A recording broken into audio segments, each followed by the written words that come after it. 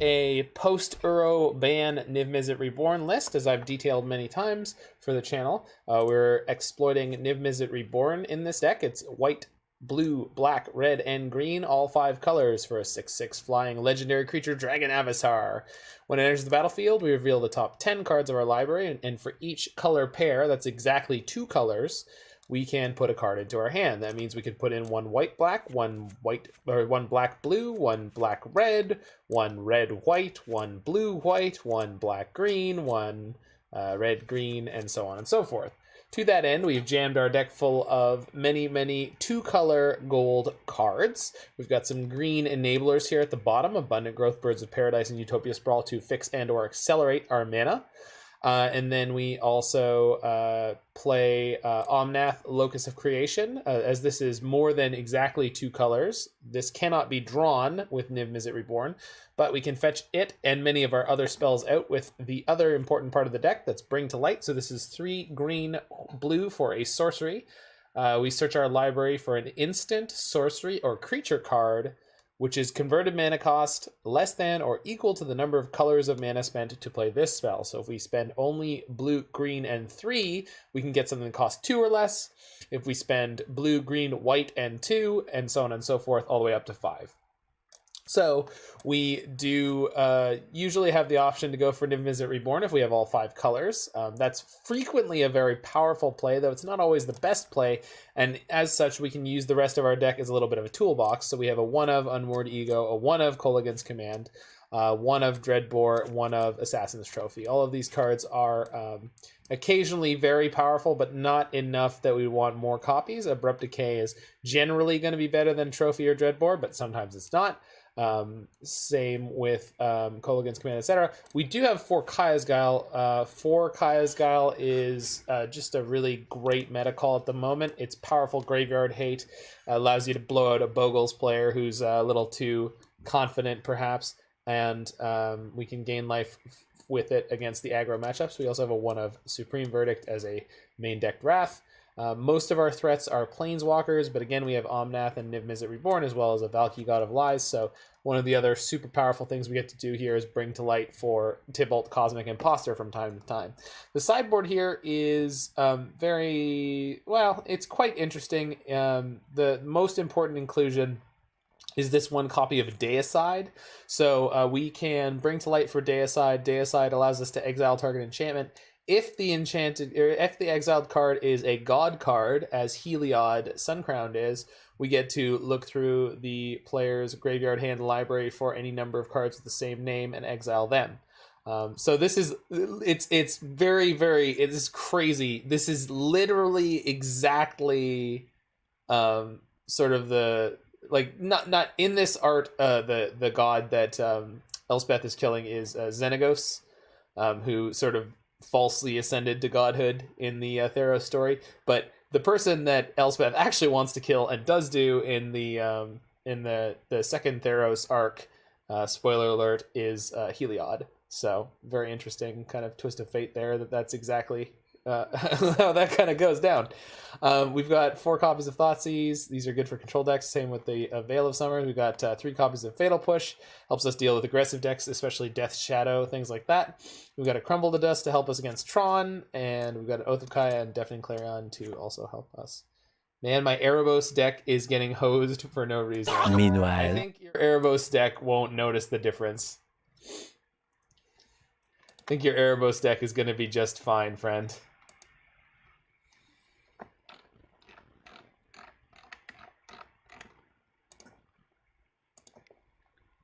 We're going to hop into a Modern League and see how we can run with this. That is not the correct deck. Thank you, Roybert. Of course, I forgot something. Hope you're doing well tonight, buddy.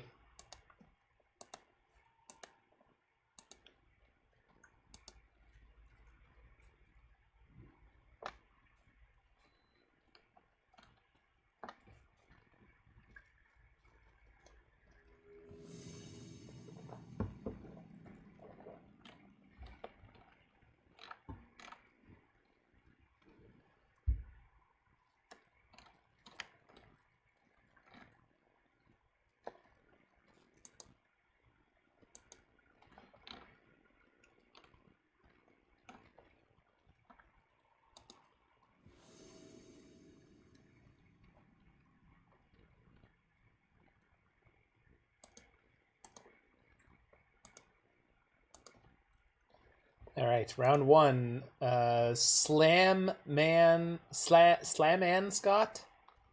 Slaman Scott? Not sure. I know I'm keeping this god dang hand is what I'm doing. So with this deck, one of the things that I need to relearn in playing the Niv-Mizzet deck is we do need to be a little bit careful with how we set up our mana in such a way we want to always try to set up for our 4 mana play to be Omnath, Locus of Creation.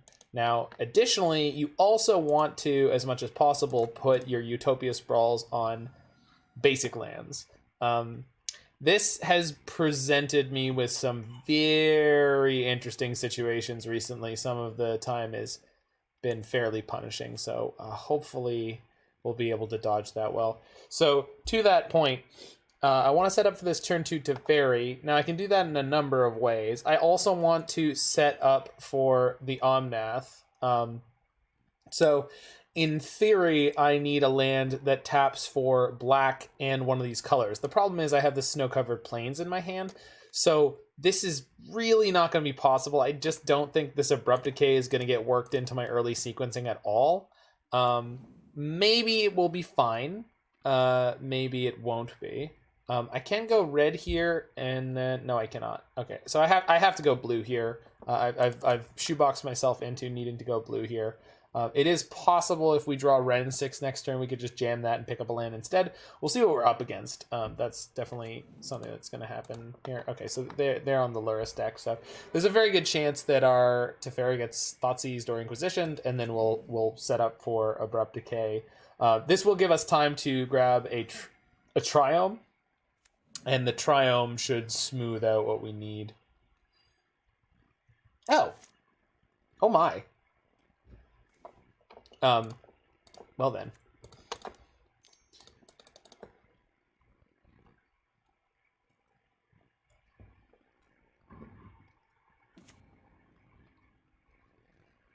That's awesome. Sounds like everything's coming up Millhouse for you, Mr. Maple Syrup. They didn't have a Monastery Swift Spear on 1, so let's just go ahead and assume that they won't have it here. If they have a Scourge of the Skyclaves, I really don't care for many, many reasons.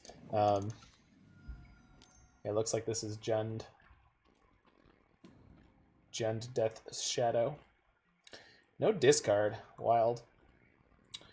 Am I willing to jam this Omnath into death? Well, at the moment, I can't actually set up to play the Omnath next turn without burning my fetch land. I'm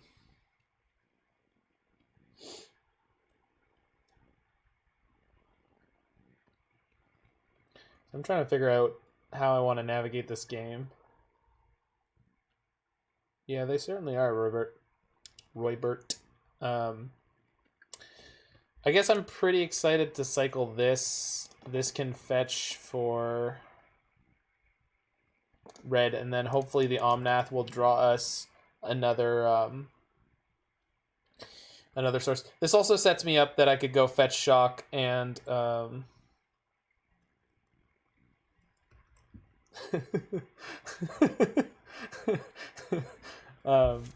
sets this up aggressively for future plays. I'm not ignoring your story, Mr. Maple Syrup. I'm just trying to stay focused on this game because the last time I played this deck, I punted it a little bit. Let's go fetch Shock for a black source. I think black-red would be ideal. I guess I can't do that. Let's go fetch for a red source. Huh. The Ketria Triome, cycle the Indatha Triome in my hands, see what happens. Yeah, because this gives us a pretty high likelihood of picking up a fetch. We get a couple draws here. Okay, that's not one. Well, that's not one. All right, you guys ready to miss? I know I am.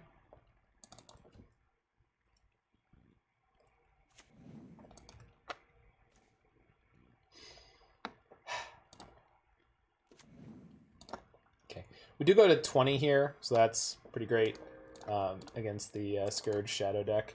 Although they'll be able to attack with their Tarmogoyf and get through here. Hopefully our Omnath doesn't die this turn. It's pretty likely that it will, but they didn't have a land last turn, so there's a good chance they don't have a fetch plus a Fatal Push.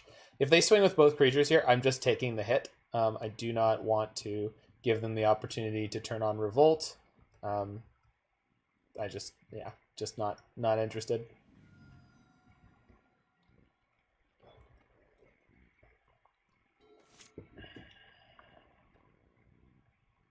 It looks like opponent's having a bit of a struggle over there, which I am just Jim Dandy with. Can't get another basic forest. Are they really waiting until this moment to try to kill my Omnath? Do they have a Dismember? I think that's the only thing I can imagine. But then why wouldn't they have fired it off more aggressively, is the real question. Okay. Well, doesn't matter anymore, I suppose. Trigger. Okay. Let's use my green to do this first. Do I want it there? I think so. Yeah, I think so. Oh, this means I can't have double black this turn. But that's fine. That's also fine.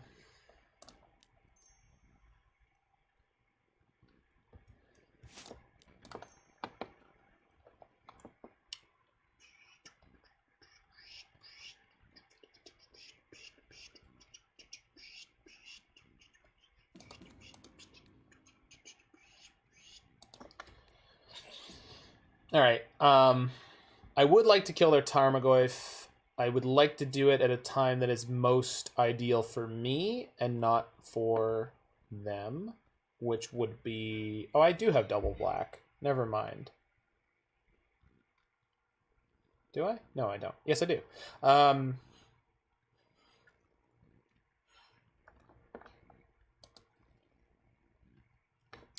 So...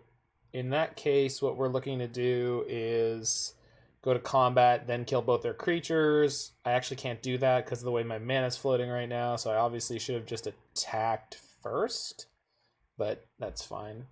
If I lose my Omnath without getting to hit them first, I think I'm totally fine with that. Let's go ahead and Abrupt Decay their Goyf.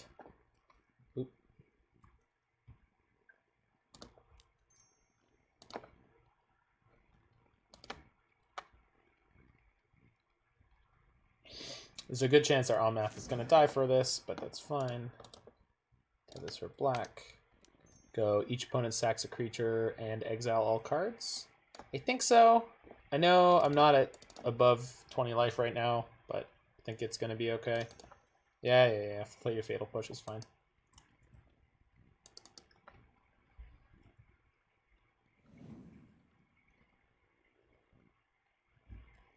They don't do hasty things, so... not overly worried.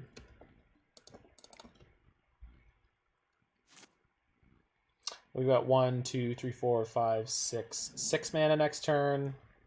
So in 2 turns we can go Urian, grab the Urian and play the Urian immediately. Pretty incentivized to do this against the deck that's playing a million discard spells that hasn't actually drawn one yet. But we'll see if just comes to pass. Is this them grabbing Lurrus? Wow. That is so good for me. Jeez, opponent, you don't have to softball it so hard. Like, I'm a big boy. I can take you playing stuff. You can deploy threats. It's legal in this state. I mean, I think so. Hey! When I'm feeling blue, I know just what to do. Use my fingers nimble to head to twitch.tv/mana symbol.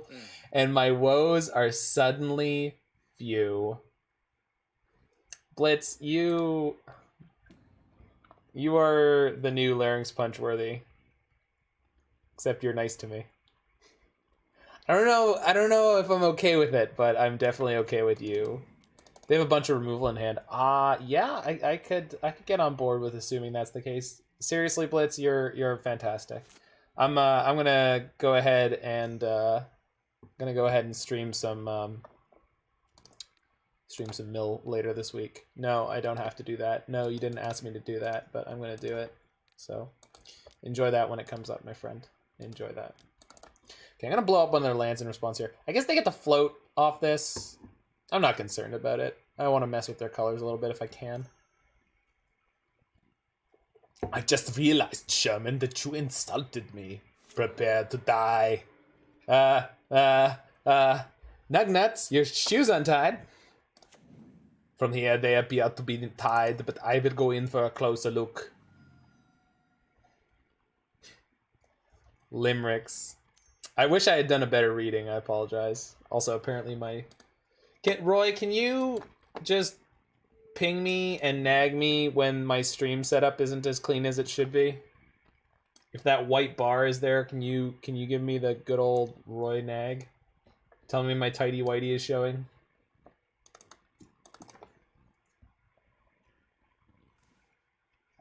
Does anyone think that was a good draw? I happen to think that that might have been a good draw.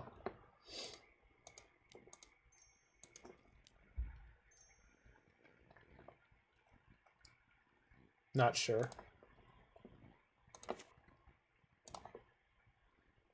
The lost value. The hassle value.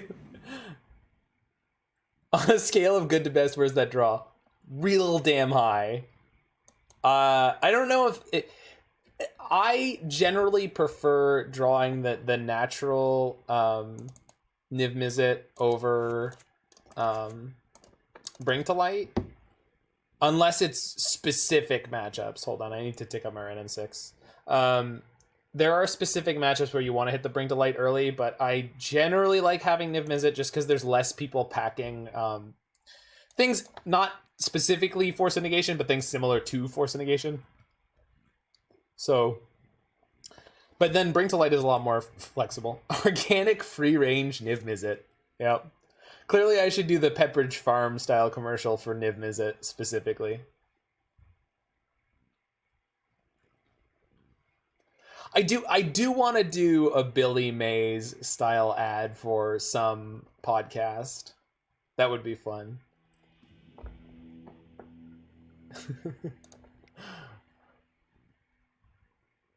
I think Niv-Mizzet might be an MMO. He might be a magically modified organism. Alright, so Fatal Push for show.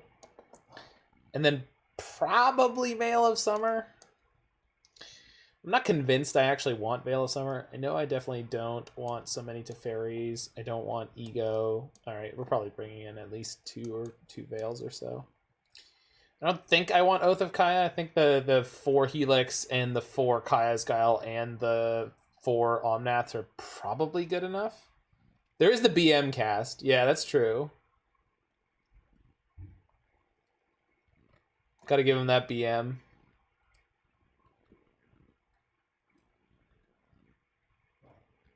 Yeah, there's a difference between cage free and free range. Yes. Free range, as far as I understand, means they have to be able to like go outside and have like a much larger pen, whereas cage free just means like actually not in a cage. Like, but they could still be raised indoors in like big holding pens, just not individual cages where they're not able to move, which is horrifying. All right, so these things for these things, and then wir needing one more cut here. Is it one of these Nahiris, I'm thinking?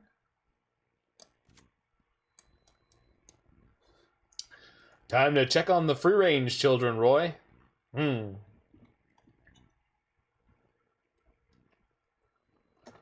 stop fidgeting, young man. You're just gonna make yourself tired and stringy.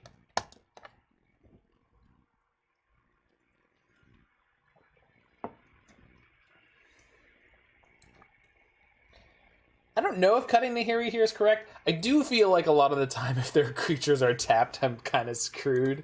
So like having it come down and be like, yep, there's your Scourge of the Skyclaves that's going to kill me. I sure am going to die. Am I keeping this? Is this like 10 out of 10? No fear? This is not a coward stream. This is not a coward stream. No coward. Out of context, this would be awful. That's how I try to keep my content, Blitz. Out of context, horrific. In context, mostly acceptable. Not as far as I can remember, Roy, but it is possible. They took one of the Wrenn and Sixes over the Abundant Growth. Well, that is not heartening. This means there's another one coming. And another Wrenn bites the dust. And another Wrenn's gone. And another Wrenn's gone. Another Wrenn bites the dust. Hey, they're gonna get you too. Another Wrenn bites the dust. How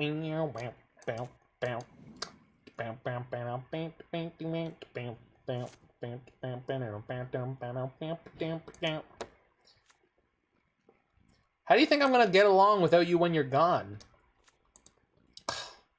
Just, you know, some people, inconsiderate. That's what it is. It's what it is. It's just inconsiderate. Oh boy.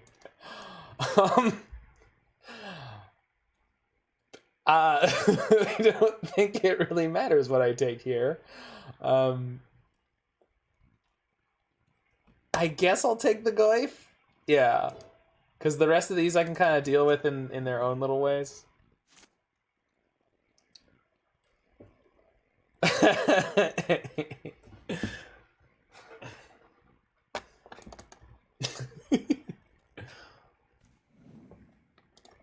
Wow. That I really hope they attempt to deploy Scourge of the Skyclaves ASAP. Their hand is really, really bad against my absolutely stacked life gain.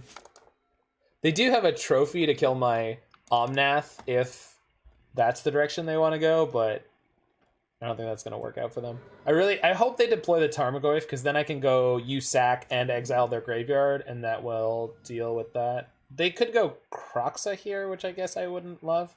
What is up, Erodio-san? Your noob hunches about life gain.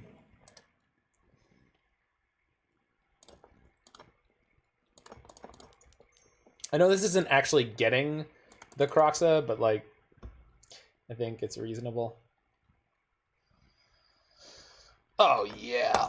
Oh yeah. Oh yeah. Nobody's gonna tell Omnath how to live. Oh baby.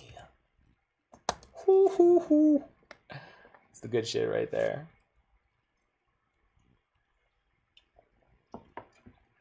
Decided to play DS in Historic. Is it coming to Historic? That's wild. There's no fetches, but there are shocks. Interesting. So you have to play 3 or 4 colors, maybe? Huh. That's interesting. What's up, JK Torborg? It's been a minute. Hope you're doing well.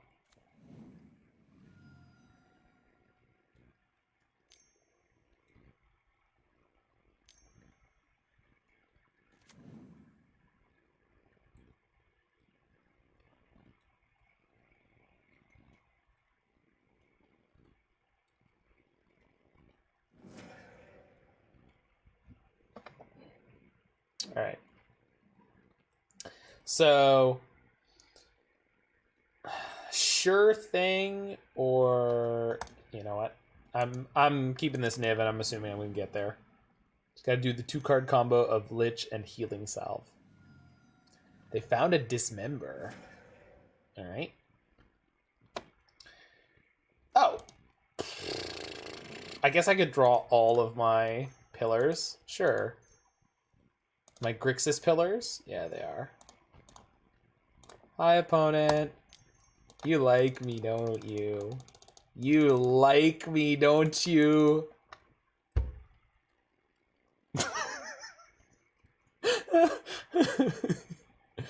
I think Coalition Victory has been reprinted as a dragon. I honestly feel like the number of times where I've resolved Niv-Mizzet and people have conceded to it resolving is probably higher than the number of coalition victories that I've ever seen win a game. Not that I've ever won games, but just at least how many I've seen. You gotta love Niv, baby. Me too, Roybert. Me too. I don't think I have either, Michael. I feel like I've seen people try.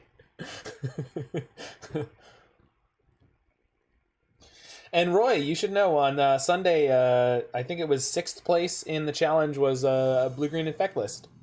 Although it was running that card. But,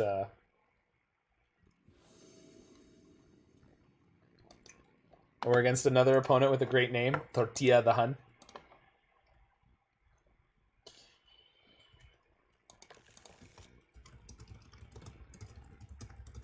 Were they playing Wild Defiance? What is Wild Defiance? I don't remember off the top of my head, so I can't tell you if they were or were not. See Spike's Urza Gingerbread House list. I have. I don't want to say too much about it because I haven't watched it closely enough.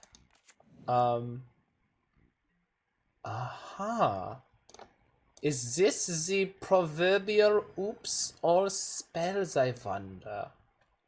This is the question. I'll get Indatha Triome. Have we found the last oops pilot?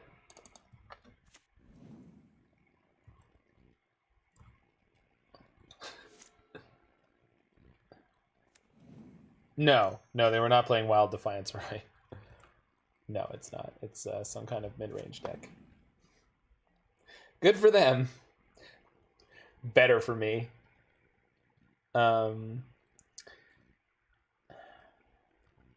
I guess I want to decay this now. But I also want to set up for my... So if I get Temple Garden, how good is that? Not good enough. If I get Hallowed Fountain, how good is that? Not good enough. Let me look at my options. Maybe I should have gone Ketria Triome first, probably. Let's get the other Triome here.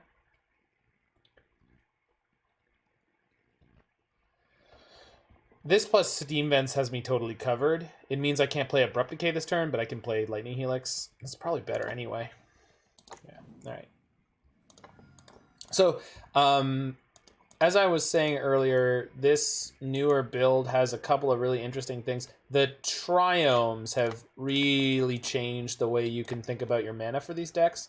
And one of the most significant things about that is that there are two different combinations, Ketria Triome plus Godless Shrine, or Indatha Triome plus Steam Vents, which as 2 cards cover all your color combinations. Now, they don't really do that because, as I was just pointing out, Steam Vents plus Indatha Triome does not cast a Abrupt Decay. I forgot to play a land because I was talking about how interesting this deck is. It's fine. I'm sure we'll be okay.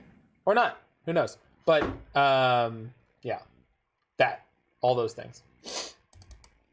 I was making very important cogent points. We're going to be fine. It's going to be fine. It's all going to be fine. I do have to be careful about tapping down or how I tap from here on out because they could Blood Moon me. But that's fine. I think we'll be okay. I think. We'll see. We've got Bring to Light coming up reasonably quickly, although I'm a turn behind where I should be. You smell Croxa? I'm sure there will be a Croxa. I really don't mind too much. Okay, well, there goes my Bring to Light. This is fine. The only thing I really need to care about is not getting Blood Moon out of this game. At the moment, they could actually stop me from stopping them, which is concerning.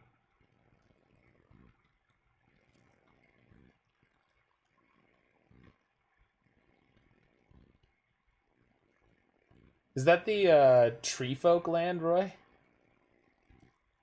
It sounds terrible.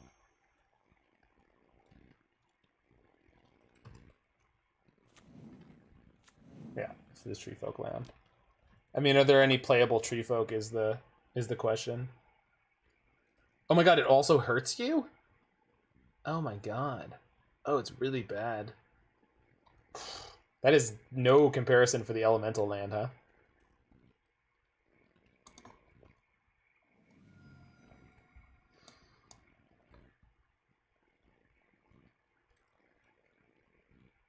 Okay, let's start fetching some basics. Because I can do this to kill that.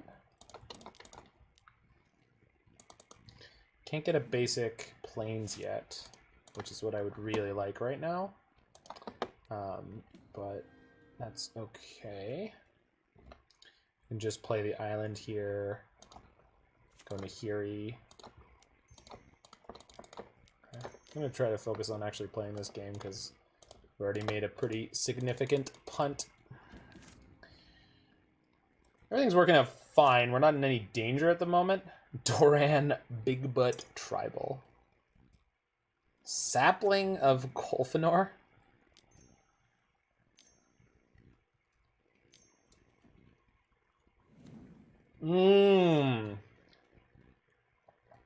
That I was not expecting. They're on Skelementals. Okay, well, Kaya's Guile should be a gigantic blowout relatively soon. They're taking down my Wrenn and Six too. Interesting choice. Let's pitch these two. Okay, I'm not super concerned about... I'm not concerned about anything anymore ever. Is that accurate? Yes, I don't care about anything ever again.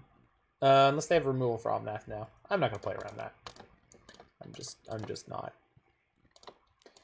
Whee! Hey, look, opponent, I won. I mean, maybe. Oh no. Oh no. Yeah, that's is that a good one? Does anyone know? Is this a playable Magic the Gathering card? We won. We may have done so, yes. Yeah, I'm just getting Niv in this matchup. They could have removal for it, so I for half a second I was like, is this one of those Valki matchups? I don't think that it is. Also, drawing a bunch of cards is great, like exactly like that. Do I want to discard any of these? Kinda no. Kinda no. I think we can discard the Teferi though. I don't really want to, but like, that's fine. That was a fine trade. So I put 10 power on the battlefield, gained 4 life, and drew 4 cards all gas. Do I really want Wrenn? With Omnath in play, I do, JK Torborg. Being 100% sure you're going to have a fetch land every single turn is hot fire with Omnath in play. Yeah.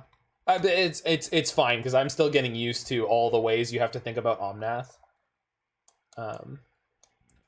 Oh, I did draw one from Omnath. You're right.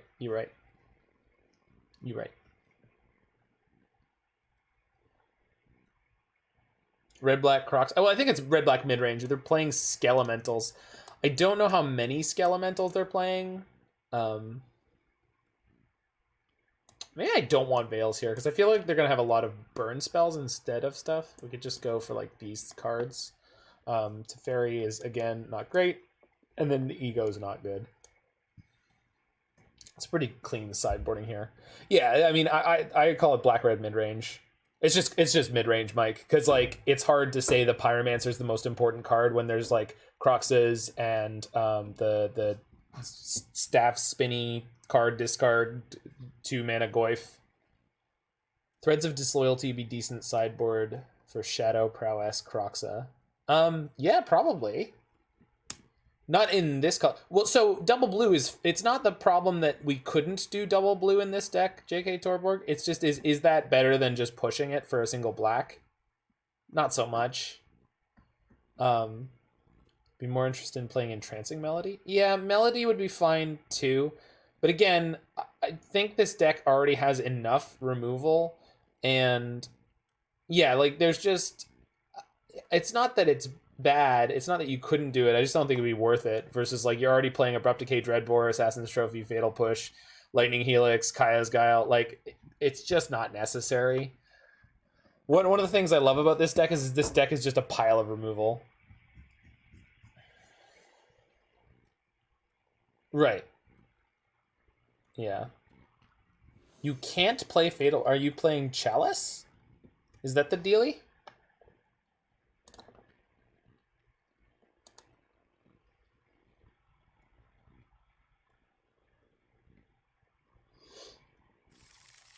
All right. And it's good. I wonder if we'll remember to play our cards on time. The eternal question.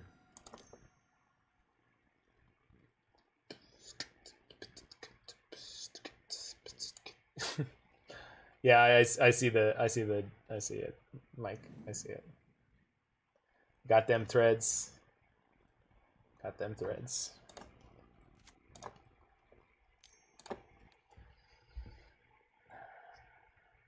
So I need this to go black or white if I want to cast Oath next turn. I took out my Teferis, so... but if I put it on black or white, and then I play Godless Shrine, we can't play Omnath. So I do not want to play Godless Shrine next turn, is the upshot of the conversation I'm having with myself there. We do always, as much as possible, want to set up for turn 4, or 4 mana Omnath. We also have Verdict in this hand, so there are reasons to have the double white and not be sort of, I don't know, disappointed about it. I haven't had to take any damage yet. I can't currently play the Lightning Helix, and I would like to be able to, so let's go this way.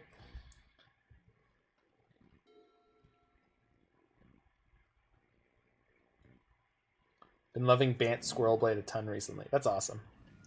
I'm not impressed by Toski in the Bant decks, but I understand that a lot of people, including some very, very intelligent people who play Modern, are.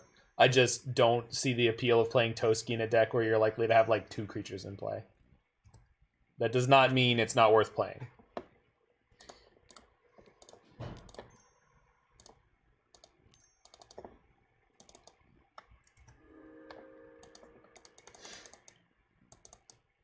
Oh, is there something over Deicide slot B2 CM? No, it's not necessary the Deicide slot B2 CMC at all. That is not a requirement of that slot. If you have some thought about something else. That's why I've been running Avacyn's Pilgrim. Spike disagrees, but I don't think he really thought about it. But that is the kind of thing that I would want to run there. So I'm going to have my opponents exile their graveyard, and I would like to make a 1/1. Is that what I want to do? I think so. I guess I could just gain 4. The 1/1's probably better.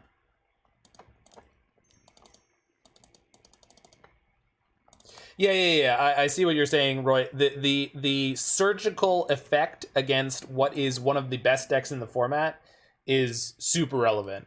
Heliod is currently tearing it up in competitive settings, so I believe that it is very much part of the appeal of that card as far as the person who built this deck wanted it for. It's not necessary. You could have it be other things. But the fact that it's a huge tempo gain in addition to... Yeah, but it kills one in play. That's the thing. You kill a Heliod in play, and you take all their other Heliods away from them forever. So, like, it is specifically for one... It is a 1-card sideboard slot for 1 matchup that is, I'm fairly certain, worth having. Deicide OP? Yeah, I assume so. All right, we're taking the big hit here. Taking it all, baby. I like the way you skelemental me. Talking about Deicide? We're talking about Deicide. We're gonna kill a king. No, a god. God? Yeah, god. If you know the name of the crime being committed, press 1 now. You have selected Regicide. If you know the name of the king or queen being murdered, press 2. Also good versus Klothys. I don't know that I would board it in against a Klothys deck, though, but That is a fact. They also would play Blood Moon in most Klothys decks, so I suppose that's it's definitely possible. Another scale. Okay, yeah. Well, I wouldn't really want to deicide a Utopia Sprawl pie. Not that you can't. I'm just, you know. Yeah, this deck in general is good against Klothys decks unless you get Blood Mooned out, which is, you know, less common than it used to be. There's the Unearth. Unearth on the Pyromancer. That's more scary. Yeah, having to go off with our Kaya's Guile early was a little bit yikes. I think I want to save the fetch for now. That's a good draw. I like that draw. That is a nice bold. I like that bold. You run Powered Mana Dorks. Is that since Pilgrim is worse when Toski isn't on the field and Explosive when he is, maybe I should be running the full 4 Toski. Most people are on 3. Yeah, that would be my inclination, JK. Mr. Torborg.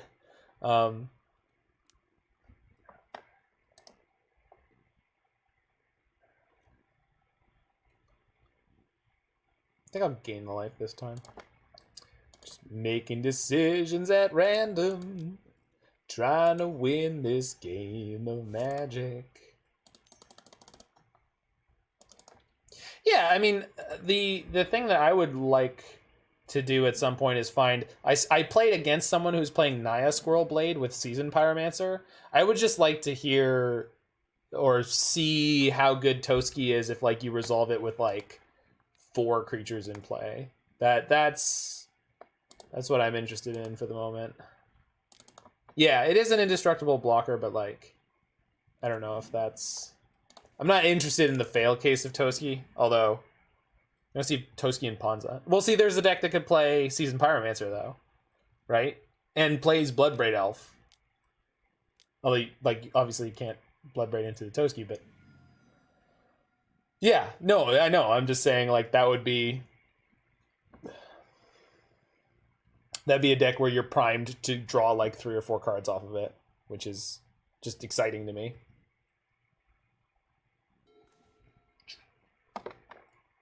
White, green, blue, red. So it's like a reasonable chance that they have a Fatal Push that they would like to enable for this, but they can't currently do it. If they printed an Edric Spymaster, would it be better than Toski? I don't know. That's kind of an awkward draw, just because there's a reasonable chance that they'll pick up a discard spell and just knock this out of my hand, but nothing I can do about it. Bolt. Okay. What? Oh, they're just reducing the... Okay, I see. Maybe I should have been attacking with Urian here, using my life total as a bit more of a resource. Playing a little too defensively, I suppose. Oh, that hurts. Alright, opponent. You want me to get in there and rip shit up? You know I'm about to rip shit up. Bad. Alright. Why can't I remember what song that is? I want to say it's Gin and Juice.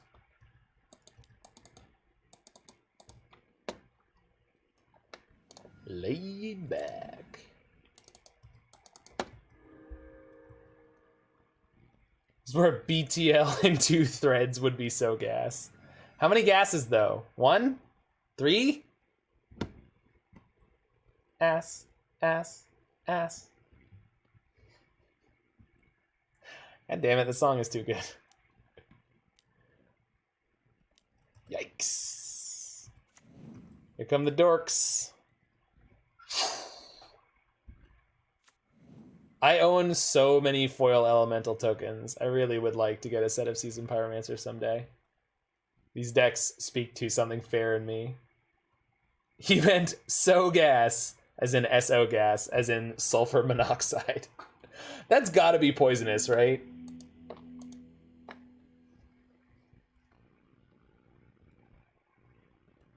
Yeah, you'd run 1.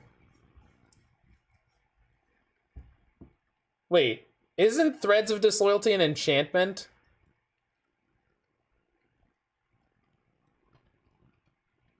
Tell me it's not the enchantment.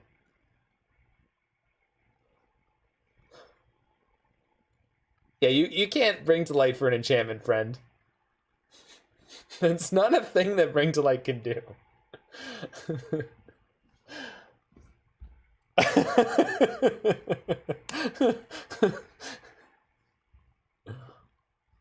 Yes, it is a very strange set of cards. I don't know if fair is the right definition of Michael, but it's definitely very I don't know, unique, specific.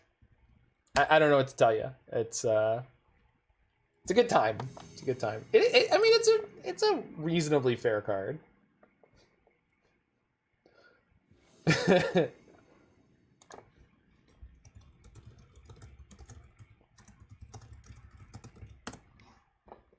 Can you BTL for a spell to grab an enchantment? You could. You'd have to pay for the enchantment full retail afterwards, though. Shine 0905 on a Urian deck, as are we. This hand is kind of super good fire. Are they on green-white taxes? What are they up to? Are they on Niv-Mizzet? Let's find out. Looks like Niv-Mizzet! Could be the mirror match. We might have a bit of an advantage here. We'll see. Excuse me? There we go. In terms of we have the turn 1 acceleration. But that doesn't actually matter for a huge amount, so we'll see. We do want to, again, pay in mind that we would like to have Omnath on 4. Look at me. Look at me. I'm on the play now. That's when we draw the second Utopia Sprawl and we set up for turn 3 Niv. Oh. Okay. It might be the mirror. We'll see.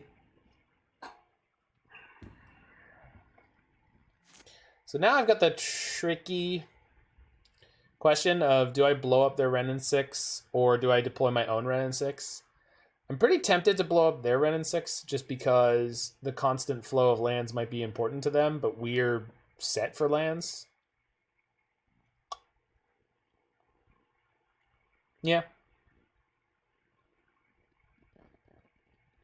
Yeah, we're gonna hit their guy.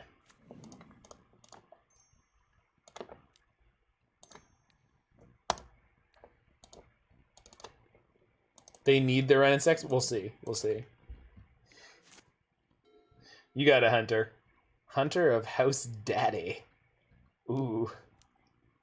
Daddy. Alright, they've clearly got a bunch of fucking lands in their hand. No, my Sprawl! It's fine. This is not going to hurt my curve at all. If they choose to bounce it, we'll see.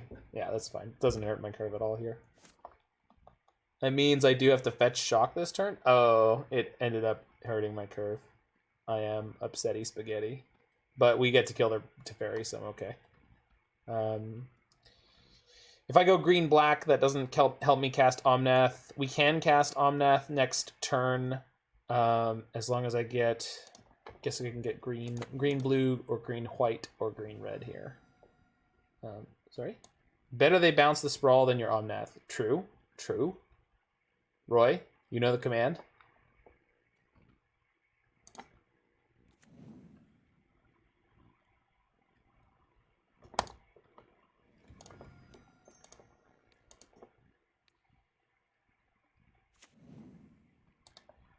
Hey, you're all learning. Mike, you even know Paul, too. Oh, also, Paul might have top-8'd the Legacy Challenge on Sunday. He was playing against Strifo in the last round of the Swiss, but I didn't see how it ended. But Paul might have top-8'd with Goblins. If you look up the Sunday Legacy Challenge results, which should be posted now, in the top 8 on Goblins might be Yang Yuzhu. Yu Gang Yu? I forget which order his online screen name is. He was playing Goblins? Yeah, he's playing Goblins. I'm gonna exile my enchantment. They are. Wow, opponent's so aggressive on my mana. I mean, I guess that's fair.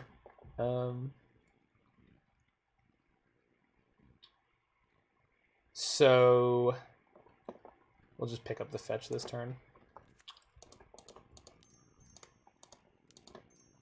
I guess they're worried about me getting Unmoored Ego on their Nivs, which is 100% a thing that could happen here.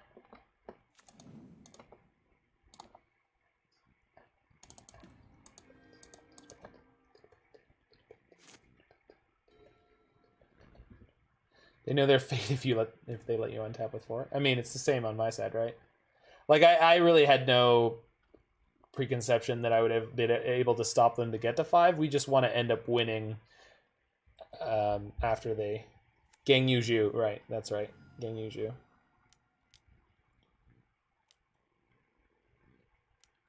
So he apparently didn't make the cut, but he was doing very well.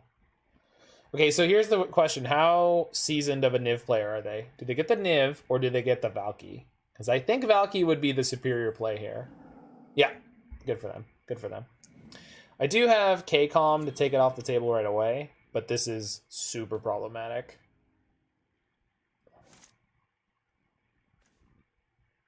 Although I'll be able to Guile the Uro when they play it. But this Nahiri is becoming problematic very quickly.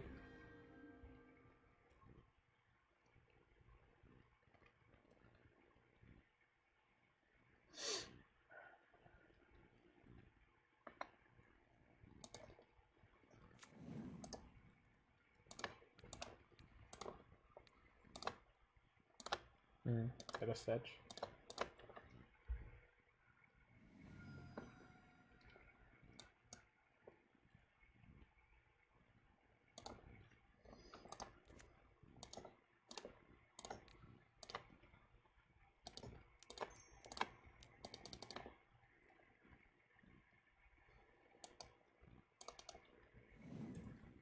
Discards Abundant Growth? Yeah, that's not a problem for them.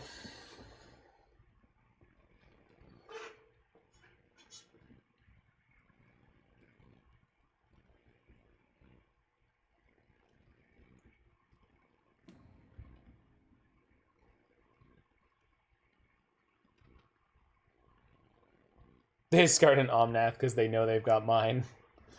Womp womp. Unless they got another BTL or Niv-Mizzet here. Cast a Sprawl. Sure. Cast a Wrenn and Six. Sure. So they're not going Omnath into fetch land this turn? Wild. There should be an Omnath in my exile zone they could play. What are they doing? Wait, they killed my Wrenn and Six? Oh, fuck, they had a Helix. Shit. Well, we're completely up a creek. I literally have no ability to interact with them with this hand. That is very bad.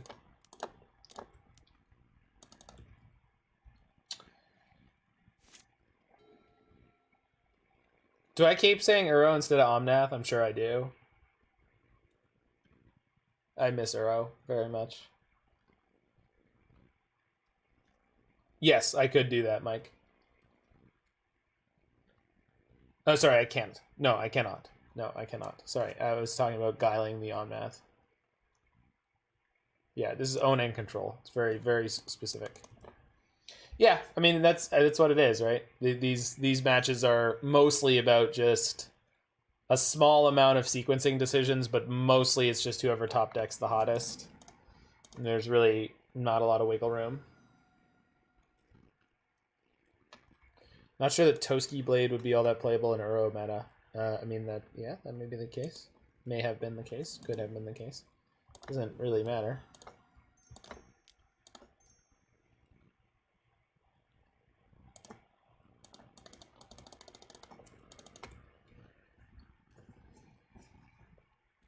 Huh, weird. Their Omnath went to my graveyard.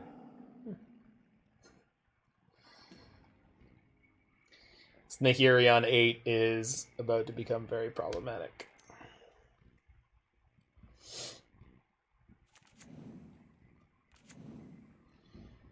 Well, Stoneforge is not meant to be a...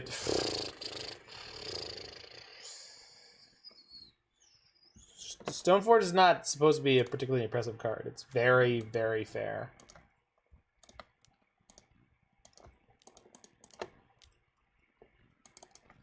SFM is Cheeks? I don't know what that is, but play Uro and Legacy? I'd love to play Uro and Legacy. I have played Uro and Legacy. It's great. It's fantastic. It's like exactly as fair as it is in Modern, but for some reason people don't care so much. So I'm assuming they'll down tick Nahiri for a Niv here.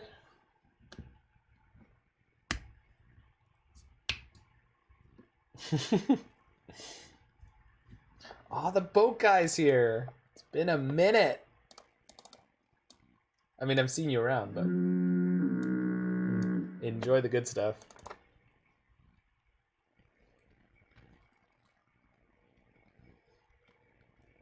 I feel like Stoneforge was good more recently than that. Didn't it win GP Niagara, or was that a different deck? I feel like it was Blue-White Stoneblade that won GP Niagara 2018.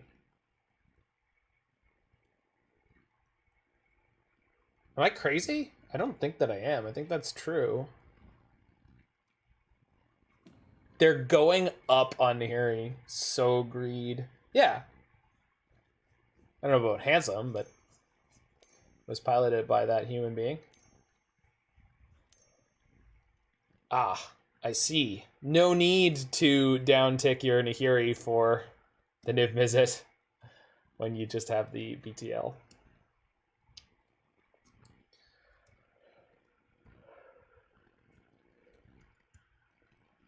We win in that clock game, though.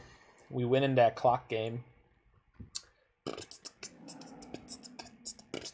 Oh, they've got a second one? Wild. Or just a Niv? Wait, but you haven't had another land come into play with your Omnath in play yet. Do you have one in hand? Did you? No, but... Oh, okay, they didn't already make their land drop. They're getting their third land drop, too. Yikes. 2019? What? No. It can't have been 2019. Was it? Am I misremembering totally when that tournament happened? I don't think so. Oh my god, last year was 2020. Oh my god. Oh, time is so fucked up. Yep, you're 100% right. Oh my god. I believe that some year in the future I will have a normal concept of what years and time are, but it's not this one. It's not here right now. No GPs last year. Yeah, go figure.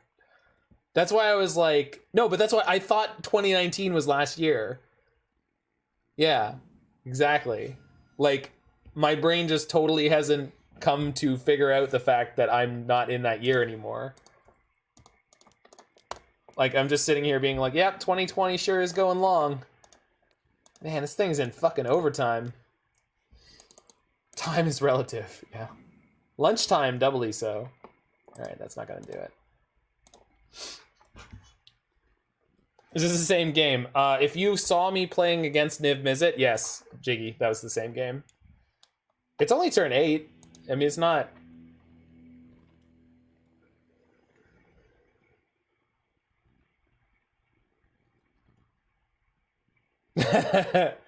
No, we were never ahead in this game, Jiggy. We were on the draw, and it's a Niv mirror match. I don't know what else to say about it. We were on the draw. I think I want Thoughtseize. I think I don't want birds. Ego's great.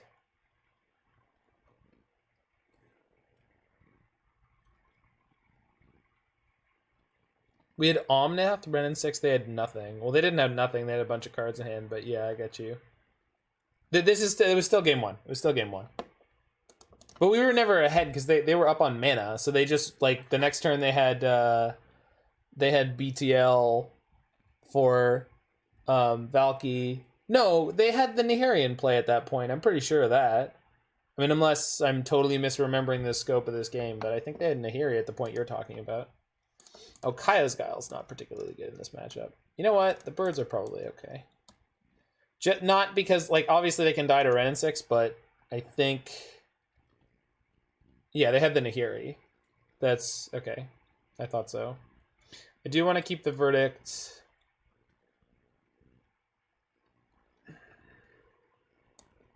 Just bring in 2 or 3 Thoughtseize.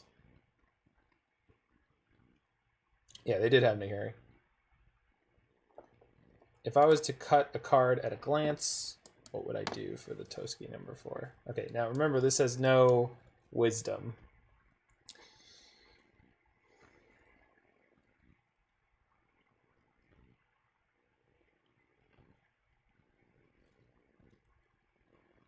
So I don't think it would be the Remand, because the Remand is Mana Leak number 5 here. I'm looking at it. It wouldn't be the one Jace. I really like the Jace. Although Jace could go sideboard, just as a general comment. Jace could go sideboard the Toski. You could get the 4th Toski in there, because they're kind of filling similar slots. I know it's not the same. And then you could cut a sideboard slot. Something for grindier, longer matchups. That's my gut instinct.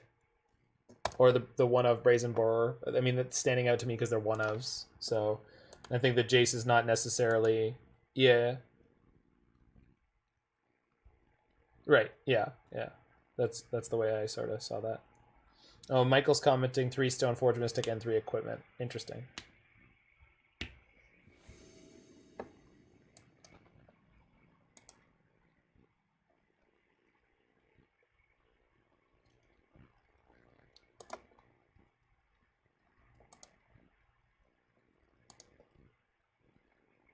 Yeah, some of the some 80 card decks, are very grindy control decks and don't have the ability to fight well against mill, generally speaking.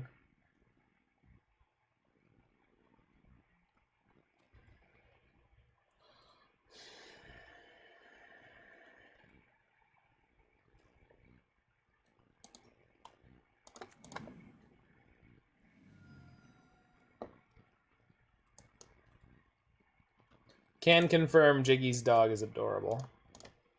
It has wandered into podcast recordings multiple times. It is always a welcome co-host.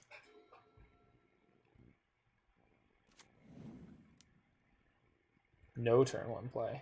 Okay. It's not necessarily a good sign, but that's a really good top deck.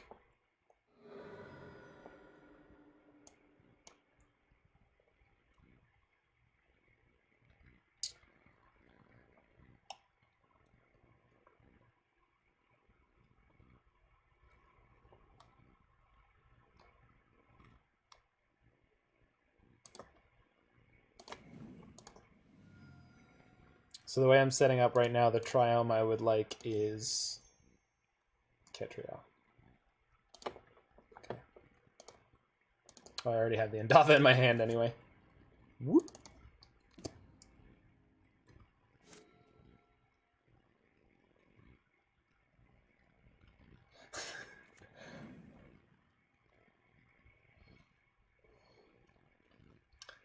I am excited for this turn 3 Unmoored Ego on the play.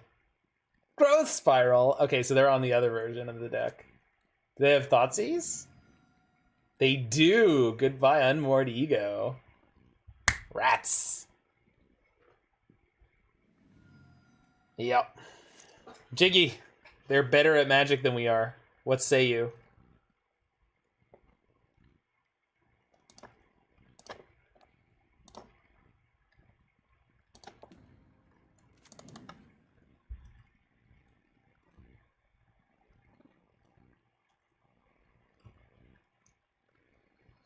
Yeah, Growth Spiral seems like it's really good in this mirror match because it put them up a land, and in a way that I can't deal with it.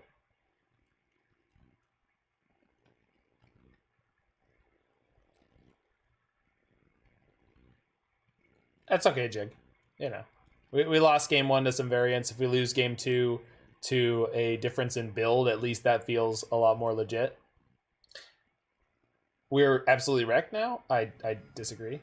I think you normally ego Niv if you can.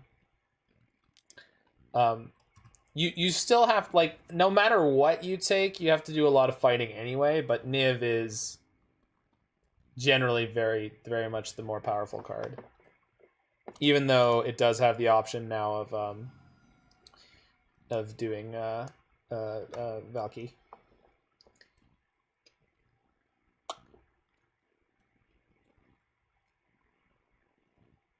I can kill the Wrenn and Six if I get a white or red source. So let's do this. Cycle my Triome, see if we can't draw something more powerful. Fuck, man. We're just, we're having a little bit of trouble with our draws, though. Which also means I have to stop upticking my Wrenn and Six. Probably not even worth it. Try to shoot their Wrenn and Six here.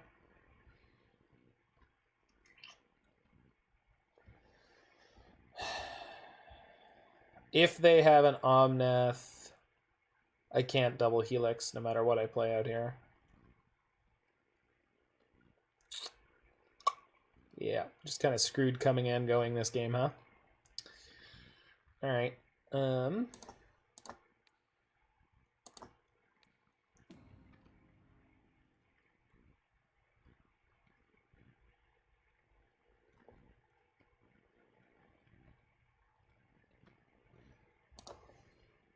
Kill their Wrenn 100%? Nah. If they ping my Wrenn, I'll be in the same spot. Yeah, but then I won't have wasted. I mean, wasted. But I now I get to cycle the Indatha Triome jig because I don't think this Wrenn and Six thing matters at all. I think what's actually going to matter is the next thing they play. They had no fetch land to pick up, so they might be stranded here. They are. Yeah, thanks, Jig. Can always count on you. If you didn't draw so poorly, we would be winning this game. Yeah, apparently my deck doesn't want to beat the other Niv deck. We're gonna double Helix the Wrenn and Six now, because it's very possible that we can win this way.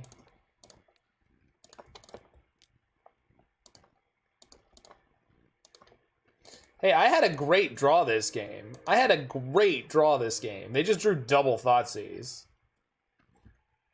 Like.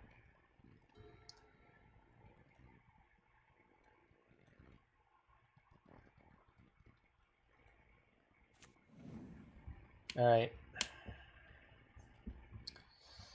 They hit their 5th land.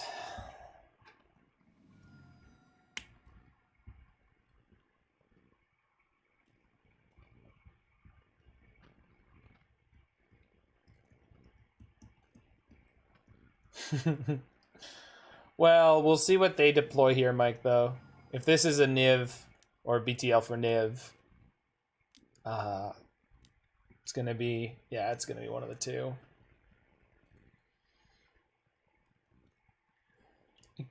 They could go for Valki. I feel like that would be super, super loose. Yeah. Hey, it is what it is, Jig. We 2-0'd the other matches against reasonable decks, so I'm not, What?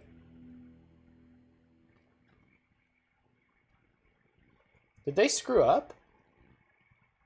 Red, black, blue, green, white. No. No, yeah, I understand that BTL or...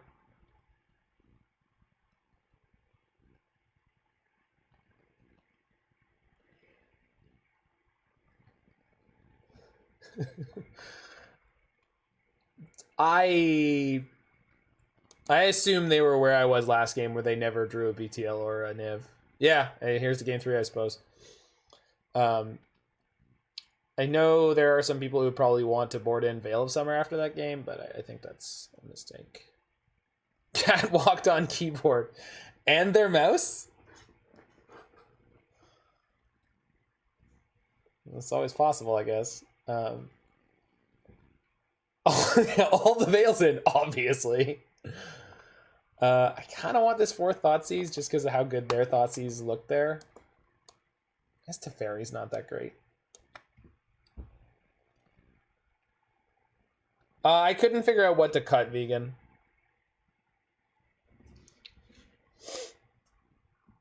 But it's obviously worth doing, I think. Cat walked on the keyboard is just an overall thing with computers where like some error happens and it's like, what the hell? It's like, yeah, my cat walked on my keyboard. Yeah, that was the initial reason I... God damn it. I forgot, like, in this moment, I forgot that Teferi hoses BTL when I was looking for something cut because people were like, you should bring in the 4 Thoughtseize. And I wanted to bring in the 4 Thoughtseize, but I thought the Teferi hosing the BTL was better. All right, well, let's hope for the first time they don't have turn 2 Wrenn and Six. Oh, no, I get to accelerate the Sprawls. Okay, we're good. How good are we? Yeah, Nahiri did such good work for them in game 1, Jiggy. I think it's better than maybe you're thinking it is. Opponent mulls to 6. Okay. Yeah, and not only that, the cat thing is universally known. It's even in Dilbert cartoons. Like literally the genesis of Catbert as a character was Scott Adams being like, oh, I should have a cat walk over Dilbert's computer. And then he already had characters who were cats or dogs and rats. So he was like, oh, right, obviously, Catbert, doy.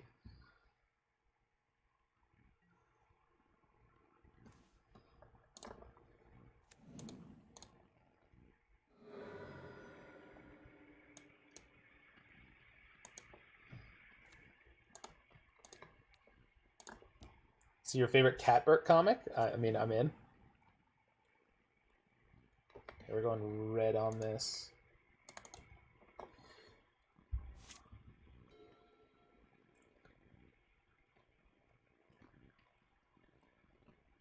Oh yeah, Dilbert's one of those comics I got when I was young, but I was the teenager in high school who was watching Office Space, so I was the pre-hipster, I guess, or I don't know.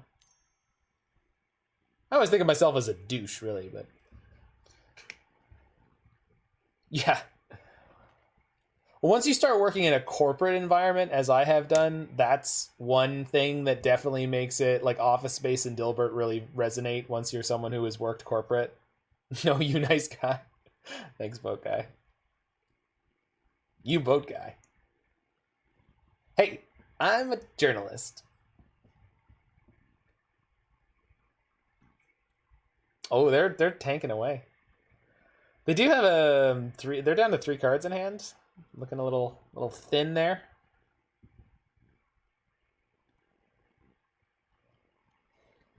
Oh, we got it. We got the the Catbert comic. Let's see what's up. Oh yeah. Mr. Catbert will explain our new total compensation plan for excellence. We no longer view compensation in the narrow terms of salary alone. Danger, danger. If employee benefits go up, then salaries can go down, and it all balances out. For example, did you know you could lower your blood pressure by rubbing my soft, furry belly? It might be a trick. What's the worst that could happen? Ha ha ha ha! It's a health benefit now! I'll cut everyone's salary. Notice the more health benefits I get, the worse I feel. Yeah, I've got that in a collection somewhere. It's a good one. It's a good one. Yo, we ramping? Yo, we doing some ramping? Did anyone say rampant growth? Yo, I'm blowing up like the GDP of a small nation that has just become industrialized. Or some shit, I don't know. I thought it was funny. I want white there.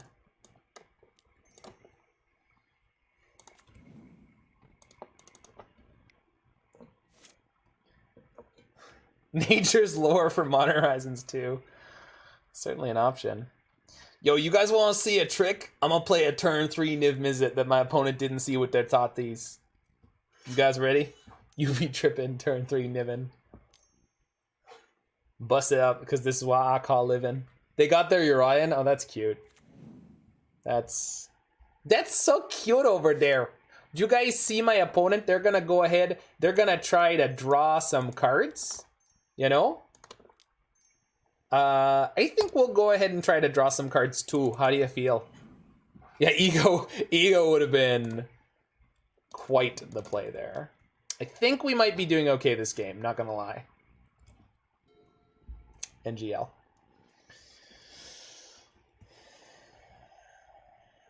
Now, I know what you're all thinking.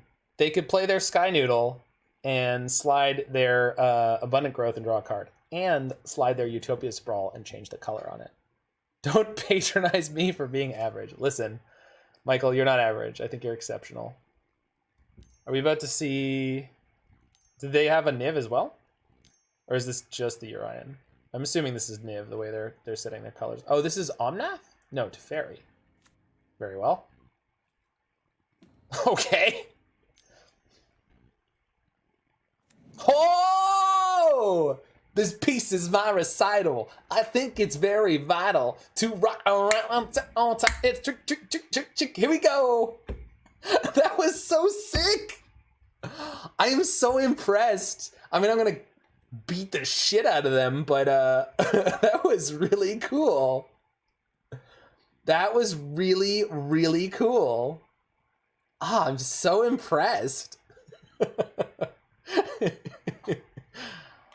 Do I have 7 mana? I do. I need to be very careful with the colors. I can use Wrenn and Six to kill either Valki or Teferi. I don't actually need to deal with Teferi this turn, so I just want to play Wrenn and Six and play Helix. We can be rampant too. So I've got white. Okay. I just don't want to screw up these colors. Decay, Wrenn, Unmoored Ego. I think I can do all those things. That is what I would like to do. Yeah, they know all the cards we just drew. Correct. Yes. So I think first things first, I want to play this Wrenn and Six, but the problem is, so I've got white. So what I'm light on here is red and blue. So the birds right now is earmarked as my blue. So I can sprawl for a second red, but I don't want to do that. Let's sprawl for a blue. So we go green, white. This goes here, goes blue. We use this for the Wrenn and Six. Then I have red, or I have white, red, and then blue, black. Am I missing a mana? 1, 2, 3, 4, 5, 6, 7. No, I should have enough. Oh, because I've got the one white floating. Okay, yeah, we're good here. So this goes blue. If I don't kill the Valki this turn, it's not a huge problem, but or the Teferi, to be perfectly honest. We have a floating white. Yeah. That's what I was missing. All right, so before I do this, red green casts Wrenn and Six. I have this floating. Yeah, we're good. Okay. The speech is my recital. I think it's very vital to rock around all time. Trick. Here we go. It's time to rock around. It's all time. It's tricky. It's tricky. It's time to rock around. Reborn. What is in your hand, opponent? They are having eine Kaya's Guile, a Lightning Helix, and a Urian. This is the way.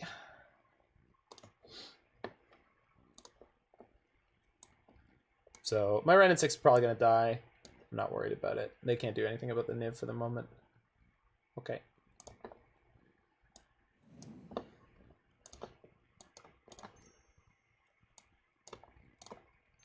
Alright. Opponent, I've just destroyed your world. What are you going to do next?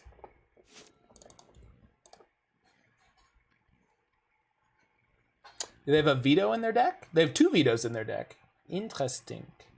Yeah, I used to play veto, and I used to play a Drown in the Lock. Both of those fell out of fashion fairly quickly.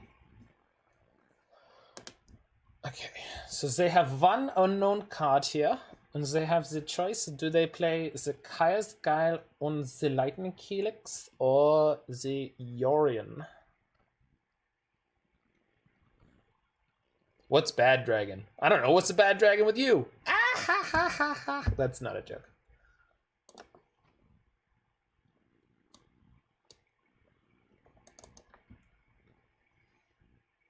Gotta hit you with that Nathan Lane Disney humor. That's our motto. What's a motto? I don't know. What's the motto with you? Ah, ha, ha, ha, ha, ha, ha. Ho! You got me good, opponent. They played Abrupt Decay there that we didn't know about, so they're down to Kaya's Guile and Urian in hand. Okay. I say down to. Oh! What a lovely Wrenn and Six I've drawn. So red, green, and then we have blue, black, white. We've got double white. But Wrenn and Six lets me pick up this Misty Rainforest and fill in the missing red. Yes, good. Good. This is the way. So this will need to get the red. Check in one more time. White, black, blue, green, and red. Perfect. And I would like steam vents. Steam vents? Steam vents. One steamy boy.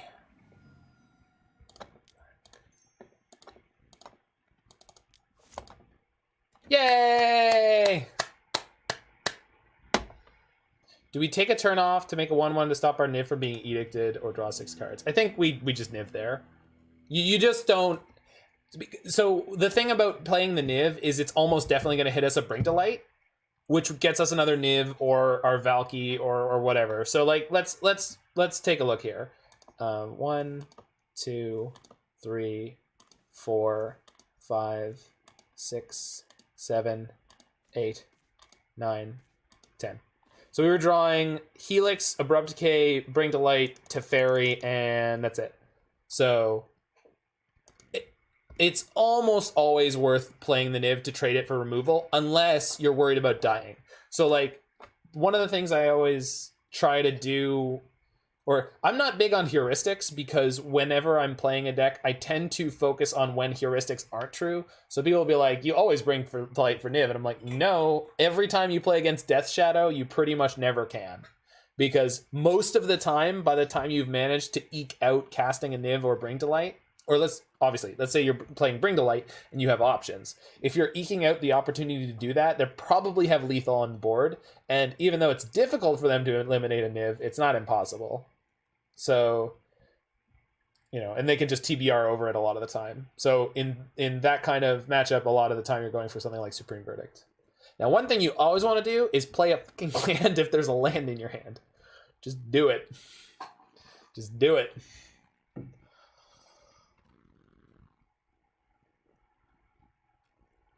Oh, how are you vegan? My name's Zach. Sorry, bag English. I grew up kleine farm in Germany to Strudelpflufken. Pflufken? Does Papa say Zach Strudel harvest is bad? Need you to have play professional MTG in Amerikansk. This is some mixed up shit. I like that, vegan. We have our first copy pasta. Roy, we need a we need a command, and we need to make that. That's not our first? No, that wasn't unique to our channel. That was Ashiok and other Zoomers trying to go around and get other people to buy into their Zoomer shit.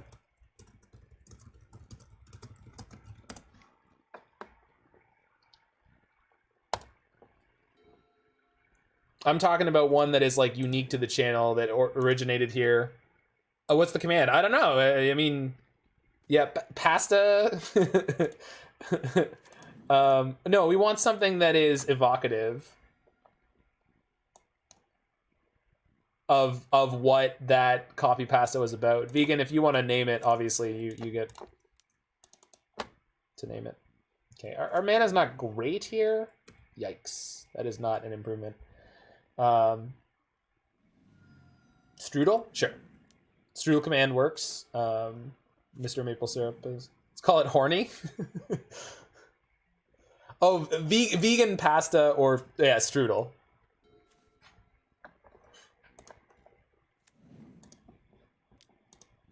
Both work for me. Exclamation point vegan pasta or strudel.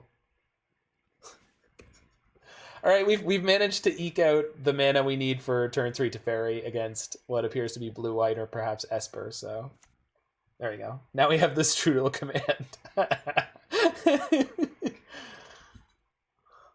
For reference, I have never claimed to grow up in Germany, although my father's side of my family is German.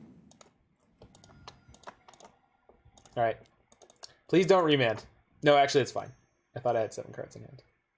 Mana leak! Oh, no.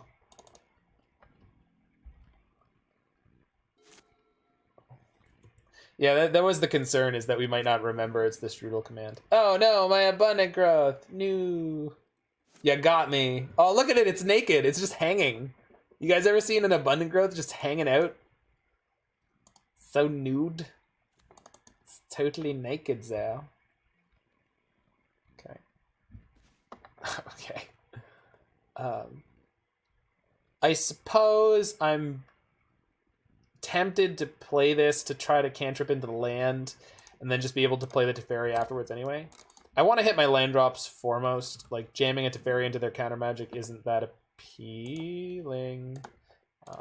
Well, you guys think we're playing 80 cards? Sure doesn't feel like it with the triple Teferi quadruple abundant growth draw.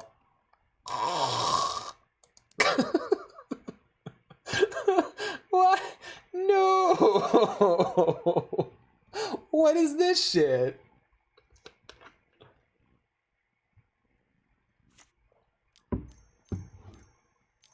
Yeah, why not?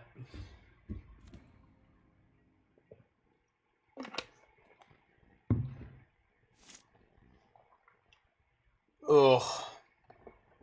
You guys ready to concede? I'm ready. I'm ready. I'm ready. What? Holy shit, it resolved.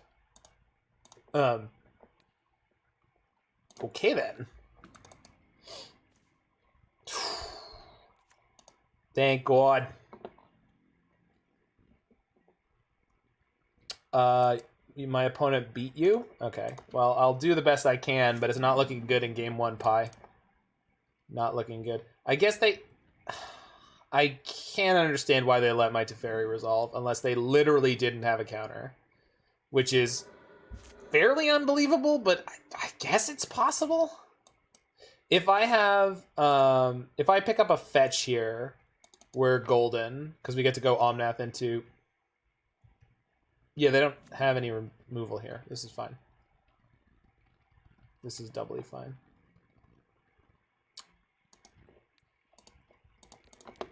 Nice 2-1, nerd.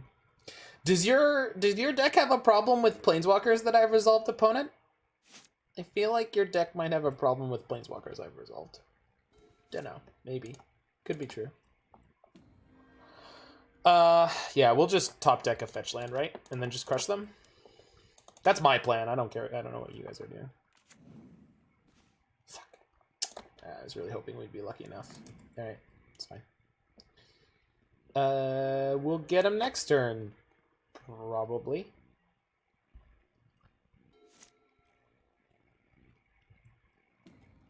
I'm working on your JFK impression.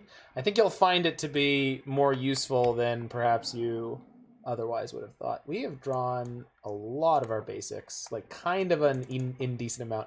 We have a second Omnath. All right, we got another shot at glory. Maybe we'll get there. What if you only had one shot? I don't know, Jiggy. I think they're just being exceptionally greedy. And they're just assuming that it's difficult for me to remove this Teferi. Which, like, if I draw a land, I'm very tempted to just jam a Niv here so I can try to hit an Assassin's Trophy. I mean, that works too. I can BTL on their turn. It's not really worth doing. If I want to BTL, I should just do it now and take their Teferi off the table. If you only had one shot, take the Visor one. Yes, quality joke. I think we just BTL for Dreadbore here.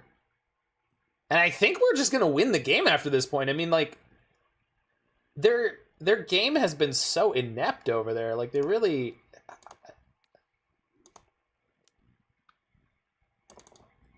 Not yet, we don't. What is happening? Okay. They just want their F6 value? I guess that's fair. Jeez. I have not played a land yet this turn. I was really hoping to hit that there.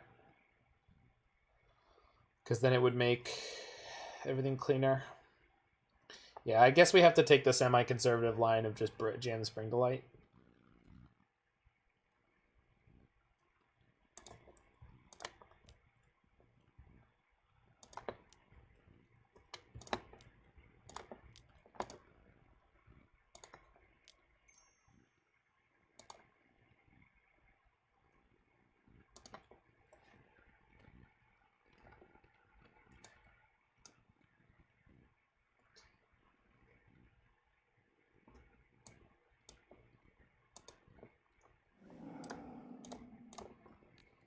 See ya.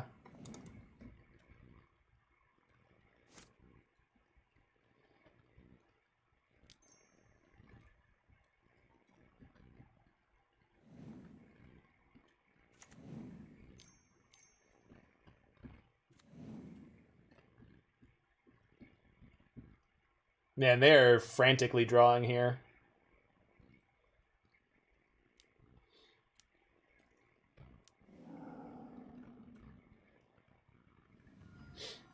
They have a second snap? Is that what they're after here? Nope. They just wanted the untapped mana that they can't use. Okay.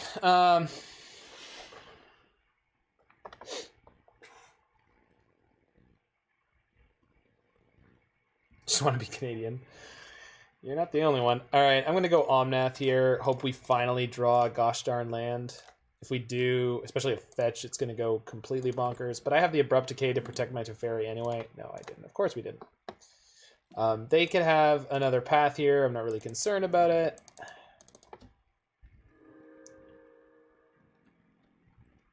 Because we've got the Abrupt Decay for the boy.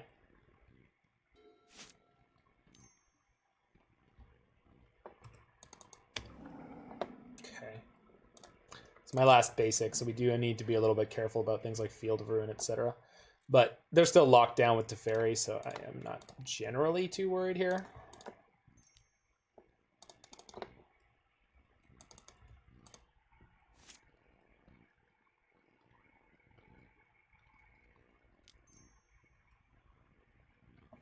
They gotta find one of their other snaps or one like a colonnade.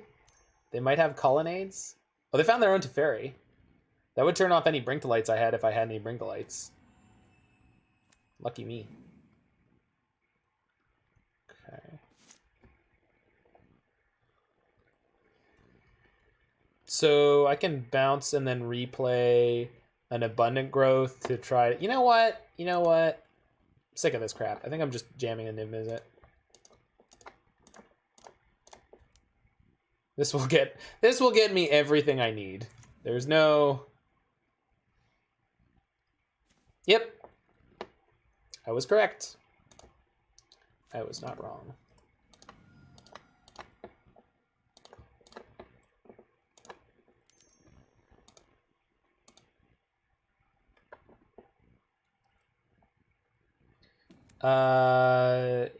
For all the people going nuts on political things that there isn't enough clear information about, even to some of the people who work in those areas and are, what do I want to say,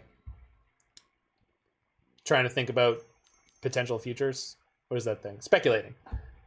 All the political speculation happening in chat, I'd really appreciate it if we backed off. It's just not the right place at all. I mean, the internet is not a good place to get into that kind of discussion in the first place, much less this stream. I just really appreciate it. Did they have that in play last turn? Fuck me sideways. Good thing my Teferi's on 5. All right. Oh, they might just kill my Wrenn and Six though. That's fine.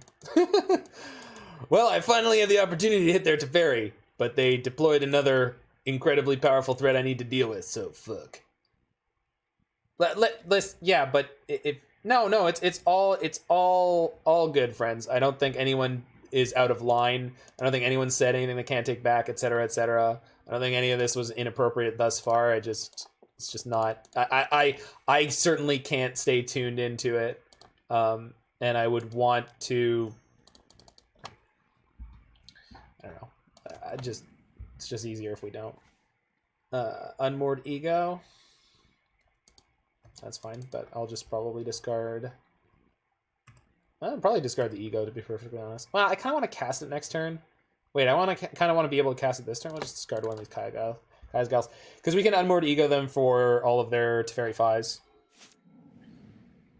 So burgers, yeah. So I made some banging burgers over the weekend. I like to mix some pork meat into the burger because I think it adds a wonderful fattiness to it.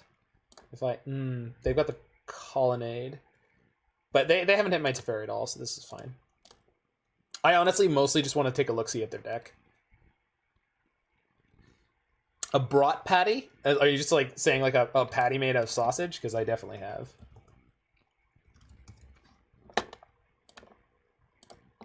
I'm assuming they're playing some number of Jaces here. Their hand is Force, Oust, Spell Snare. All right, so Niv's going back on top of my deck, which is fine. They have a Teferi in their graveyard. They have no more Teferis in their deck. Okay, good to know.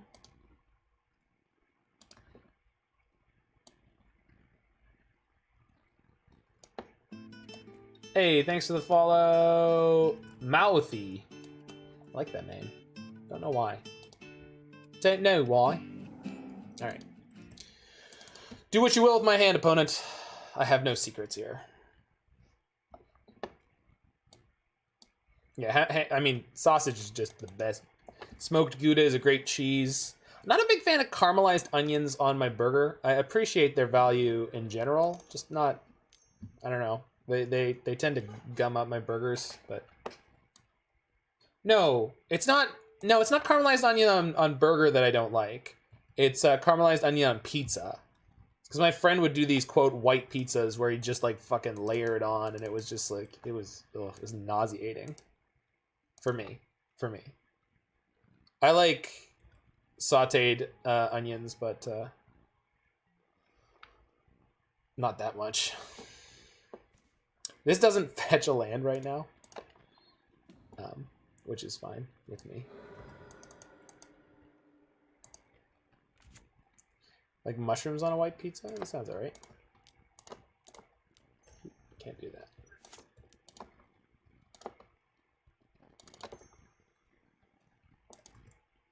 I need to have enough for the Abrupt Decay and the Guile here, which is fine, I do. I know their whole hand, they can't deal with that. Just need to make sure I don't time out here.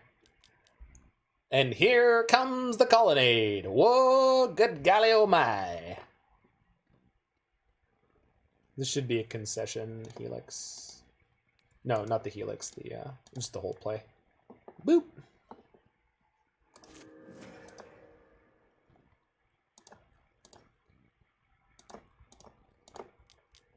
Boop.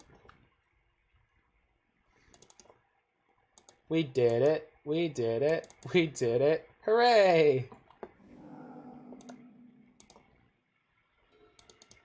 I love my opponent not conceding here. They're tenacious. Jack Black up in this bitch.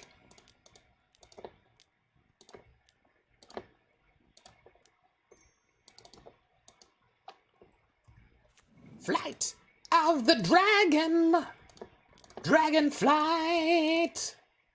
I don't know. Just wanted something Jack Black-esque there, as I had recently made a reference to him. He's one of my favorite human beings. I enjoy that human. It's the right kind of funny for me. Can't deal with my deck's thickness. Yo. Break it on down. I know they still have Jaces. Just not worried at all. Sure. Supreme verdict. This is the plan. And they're just going ham over there. They plus. That's cute. Yeah, School of Rock is a good goddamn movie. And I just don't need to hear... I don't need to hear any dissenting opinions about that. I really do not. I just do not. Not that I won't. Just don't need to.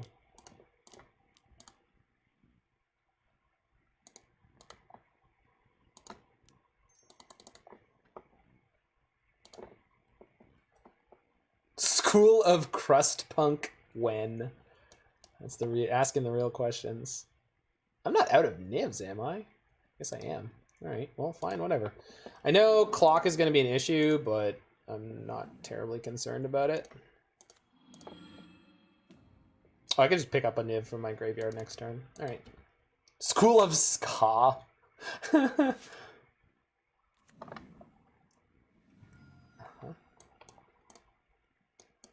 School of Deathcore. Yeah, School of Metal.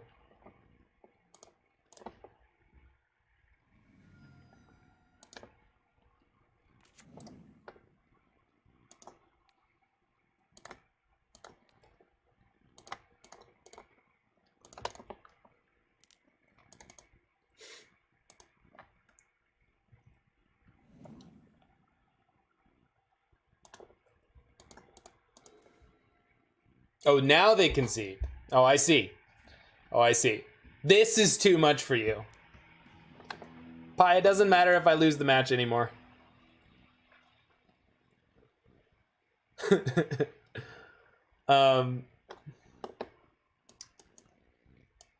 Yeah, let's see. Probably want some Thoughtseizes. Don't need so many Helix. I want the Abrupt Decays. Probably don't need Verdict. They could bring in Monastery Mentor. Oh, it's Kai's Guile's medium here.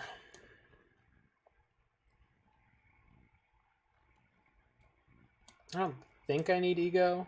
No. Something like this. This does leave me light on ways to deal with Colonnade.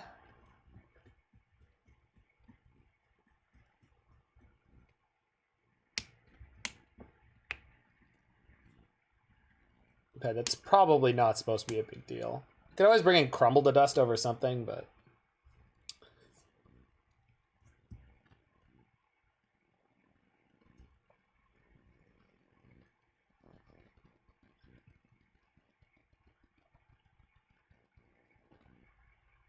Oh, Thoughtseize number 4. Yeah, probably. It just feels like that's boarding in so much when I'm already having... it's probably better than Helix on average. One of the problems you have when you sideboard like this, though, is you really end up diluting your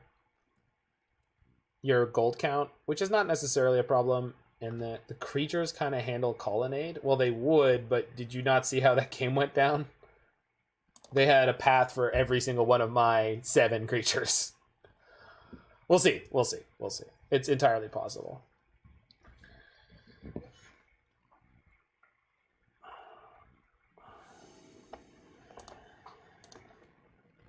I really would have liked there to have been a Spinal Tap sequel, but I think it's a bit too late now. Where they're all washed up and they have to go back on tour again. Opponent keeps their 7. The problem with trying to mulligan to like a Wrenn and Six or anything in this matchup is like they've got so much counter magic. I think we have to keep this incredibly mediocre to hand and just hope it pans out a little bit. Is Birds cuttable? It is, but with their primary removal being Path to Exile and Acceleration often being the axis on which we're able to leverage our more powerful cards. I don't like cutting it. Yeah. You're not wrong, Jack. It's just I think it's a matter of which direction you want to let the variance stick whack you in the butt. You would have mulliganed? Yeah, I probably should have.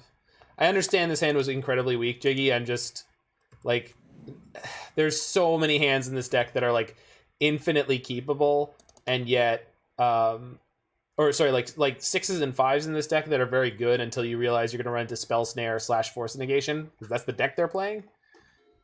And they snapped off their 7. So, like, I don't know. I'm happy to get up to 3 or 4 lands because it means I could draw into, like, Veil and Teferi and other things like that. But, obviously, it's looking, like, really crappy. Walk up to 5 and deploy 3 threats. Yeah, you just, like, we just slow roll this game and we just go, like, here's a Haymaker you have to counter, here's a Haymaker you have to counter, here's a Haymaker you have to counter. Did you get all those? No? Okay, well, then you're going to be in trouble. Like, their hand is not particularly exciting. The only thing they have to... That is a universal answer is this Archmage's Charm they're about to cast for draw 2. Oh. Right. And now they're going to cast Teferi 5. Well, that was a mistake.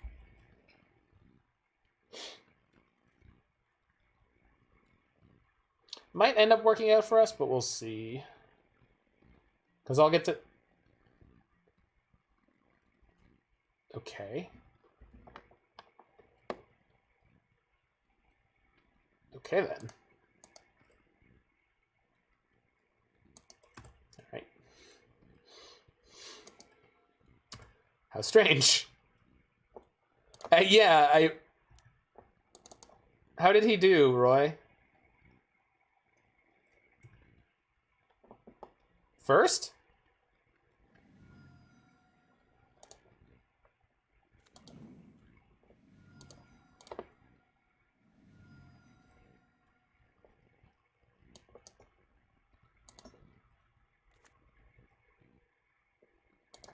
Huh. Maybe light on fetchable black sources for the second Omnath. There's a Godless Shrine, though. No, there's no Godless Shrine. That's in play. There's a basic swamp.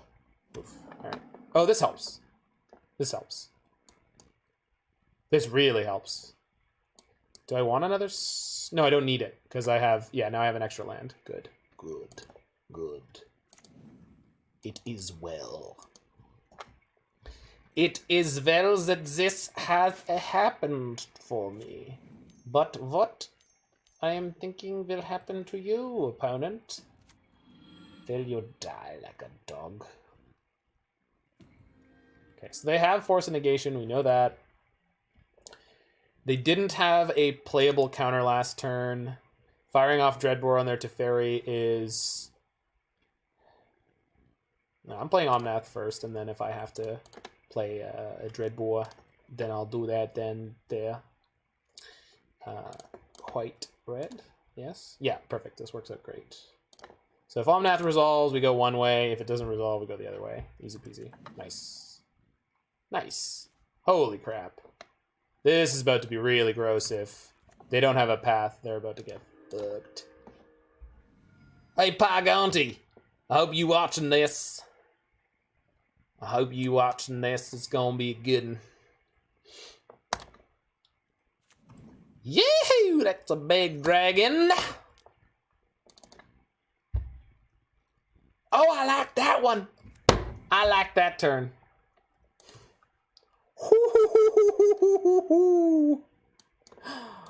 Oh. Pi is not the trophy leader at the moment. He's 1 down. I think he's in 2nd. But he's still a much, much better player than me. Someday I will try to learn from him, but I will fail. Just not smart enough. They killed my Ketria Triome. That's my red source. I will replace it. I will replace it.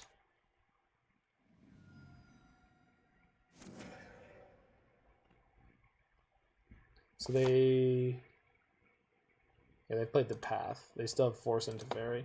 Okay.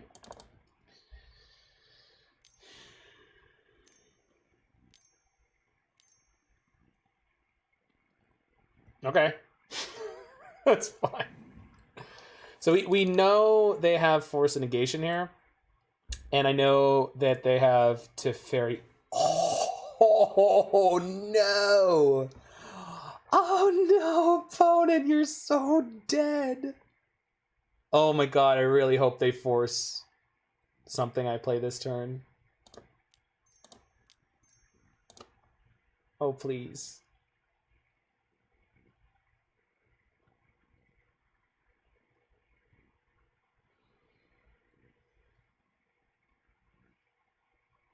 How did I decide on 3 blue for my mana cost? That's an interesting question, Jack. I will tell you flat out, I did not tank on it forever. I think basically it came to, I wanted to be blue. I wanted to have a double blue cost at least. And basically I just didn't want people to be thinking that I was costing myself the same as something that was like really popular and obvious and good. So I just kind of avoided Teferi and Urza.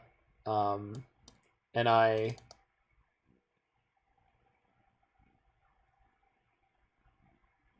Okay. So I can actually let this resolve rather than K-comming it, because we just go shock discard, and then they're on 0 cards. This doesn't tap for red. I can't do the thing I said. Boy, did I just fuck up. Sorry, I was talking about other stuff. Ha! Oh, I couldn't play the Veil there anyway. Doesn't matter. Good, good, good. Everything I was doing was wrong, and therefore it makes it okay. I should have played the Veil first. It's all good. It's all good. It's all good. We're gonna be just fine here. Yeah. Well, we should have done that, Roy, but I didn't see it because I was trying to focus on the game. No, it's my fault. It's my fault. I read a comment in chat. I decided it was story time. I thought I had the game handled to a point where it didn't matter what I did. Rolling on the floor laughing, which is obviously not something that happens very often, so it's quite esoteric. Rolling on floor laughing is awful. You just enjoy guilt tripping me? Well, that's not very nice, Roybert. That's not very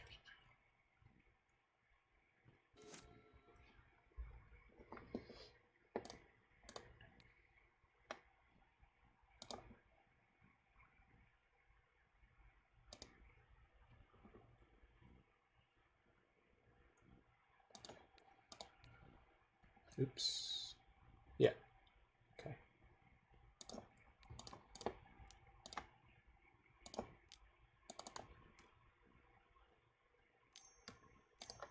No. Brutal. Okay, this Teferi 3 is more problematic than I remembered. Fuck. Can I triple Wrenn and Six this turn? Oh my god, I can. That's really funny. Alright, I guess all Wrenn and Sixes report for duty.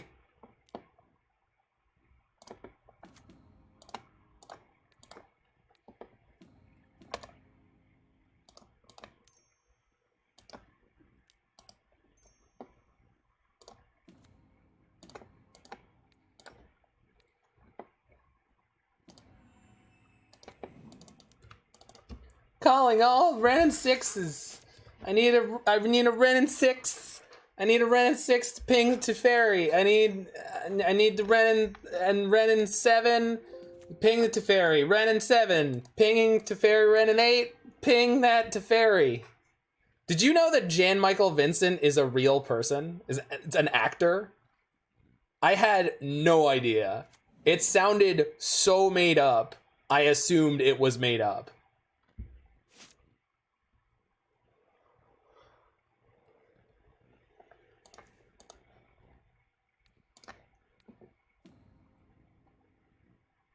Well, bring the light, better resolve.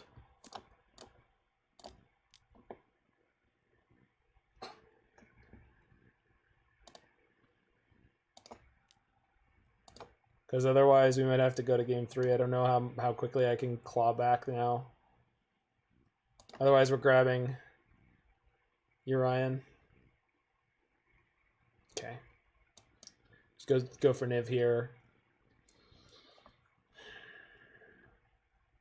Yeah.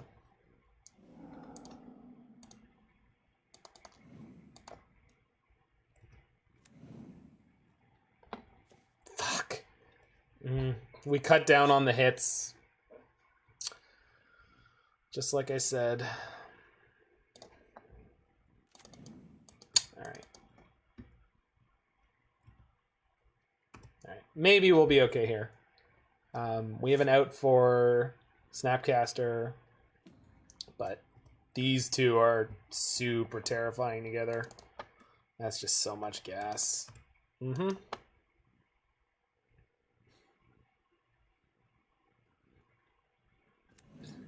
I would be more excited if they skipped some of the Wrenn numbers, but that's just me being a sort of, I don't know, hipster goofbag. Like, I'd like to see Wrenn and 9 as the next card or something like that. Wrenn and 11. I don't know, just anything like that where it's like, ha! Wonder what happened to all the other ones. Modal spell, one-sided Wrenn, one-sided... No, you're not... That's not the point of the... It's not Wrenn and 6 forever. 6 is literally just the name of the current tree construct spirit that Wrenn has created. Wrenn's a dryad that makes like tree mechs and then rides around in them.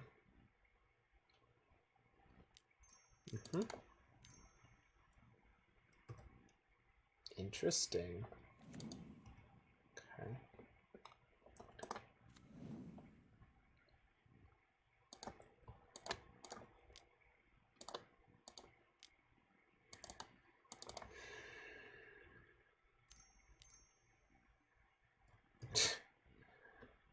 Sure. That was a really good draw, opponent. That was a really good draw. Are they gonna force my Kaya's Guile? Maybe Niv wants Croxa? It's possible. You'd bet that it does? I don't know about that one.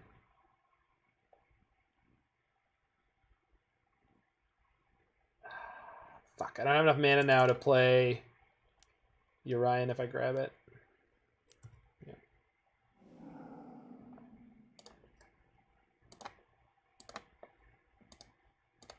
God, I don't know if I'm gonna have time for the third game here.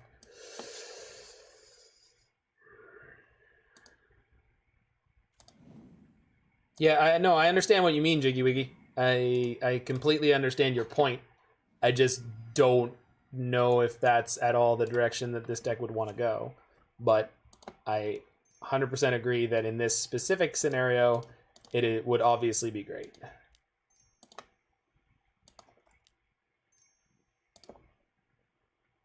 Okay, we're going to go ahead and not cast this Thoughtseize. No. I think I'm just going to grab the Urian.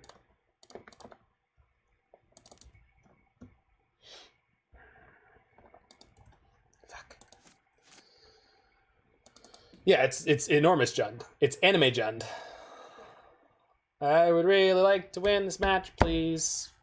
I can't believe how close it was and I just blew it. Because I didn't think of their Teferi 3 doing all the things it does. Only some. They're playing Shark Typhoon? Yikes. Yeah. Alright. So now I need multiple trophies? Fuck.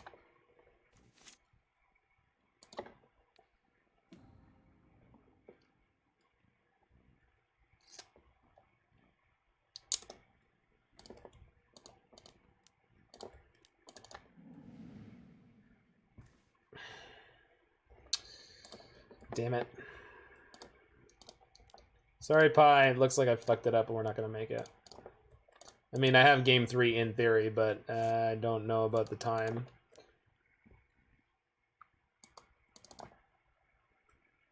Nahiri exiles enchantments. I'm aware of that, but this Teferi is about to go 8. So I need to draw something that deals with it right now. And the only way I can do that remains is flickering this 1 Abundant Growth.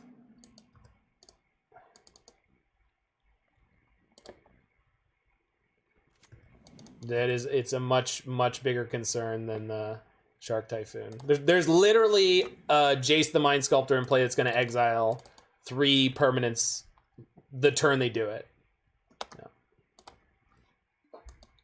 No.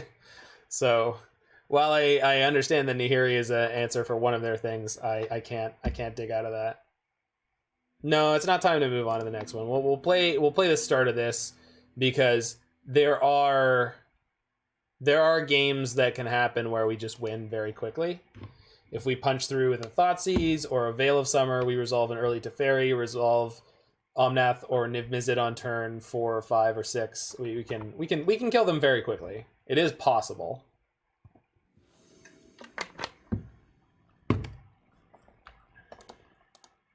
Oh, yeah. Not with that hand. Yes, with this hand.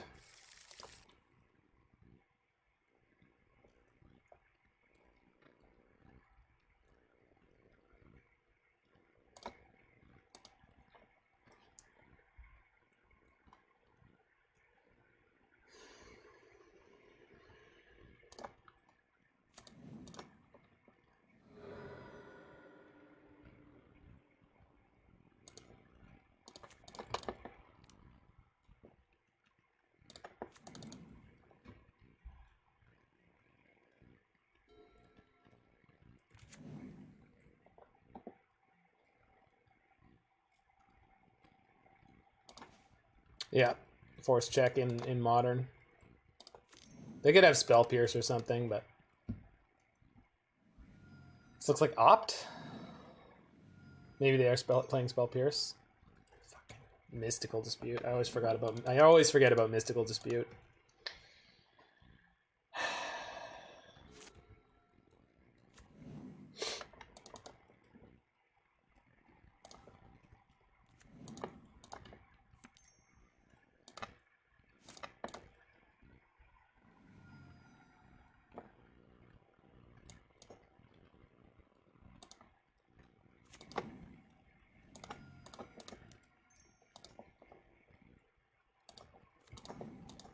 Vibe was bad. We won game 1, but it took a long time. Game 2 was reasonably long, but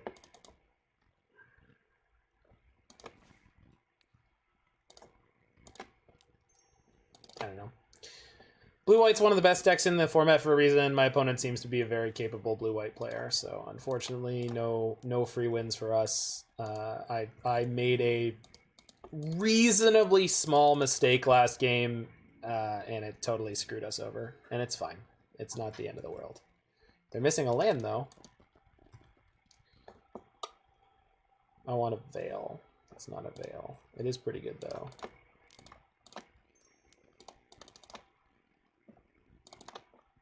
Counter me.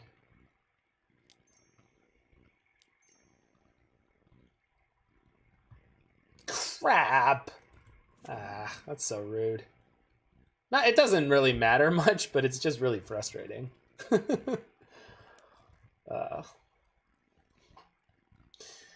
Definitely one of the downsides to playing Niv-Mizzet is the fact that Mystical Dispute and Aether Gust, and like there's just so many of the color hosers just sort of incidentally, it's like, oh yeah, this also kicks your ass, huh? Oh, go figure. So we can end step K-Com here, hopefully. Oh no, what is this? Oh, sure. Yikes.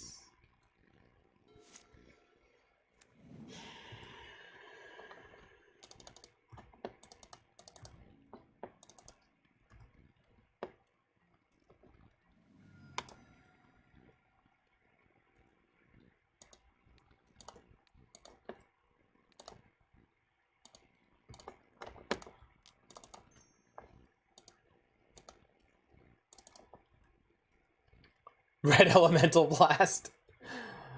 That'd fix everything.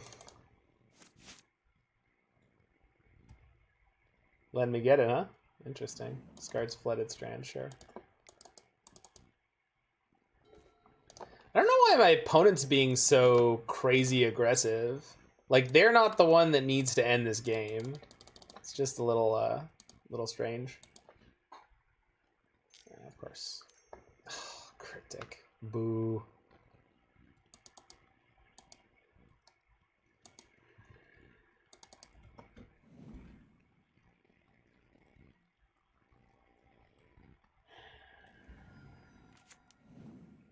I already have green Cryptic Command.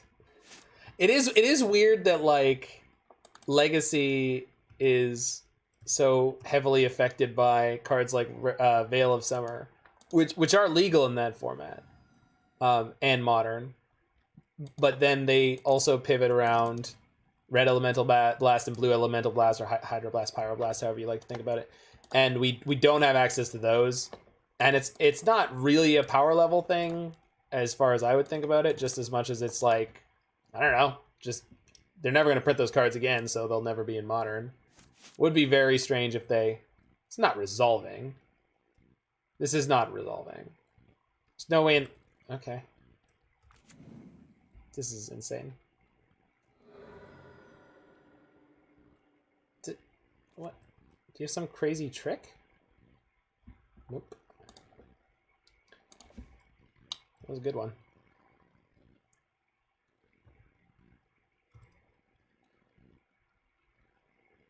You think so, Roy? Are they putting a 4/4 Shark into play? Okay. Time stop. I wouldn't have put it past them.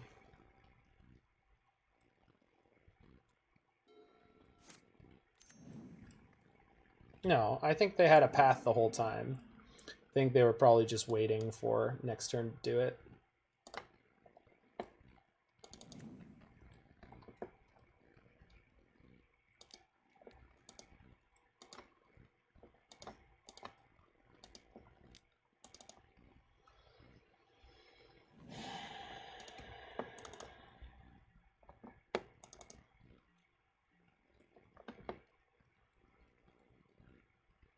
F6 time? I can't F6. I have to play too many game actions.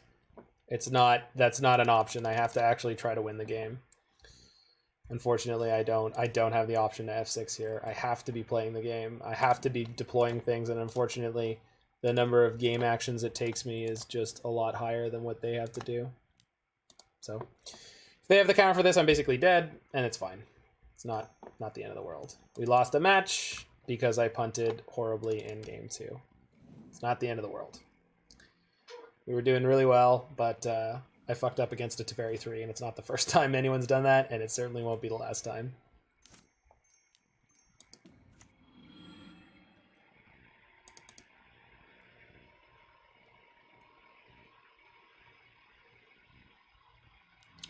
Teferi should have been banned? Yeah. Unfortunately, it's one of the cards that makes Niv most able to go toe-to-toe with control decks. So it's really, and I've literally said this, I'm just super biased on the issue, but I really would not like to see Teferi get banned just because it allows a deck like Niv to survive. And I've just had too many of my favorite cards be banned and decks be depowered. But you know, it's fine. We fought it out. We fought it out hard, and I did screw up game 2. It's all on me there, but all right. See ya, JK Torborg. Hope you have a good one. Bant Reclamation is still playable? I've never really cared for that deck. Have you heard the good word about the bird? I heard the bird is the word. Have you heard about the bird?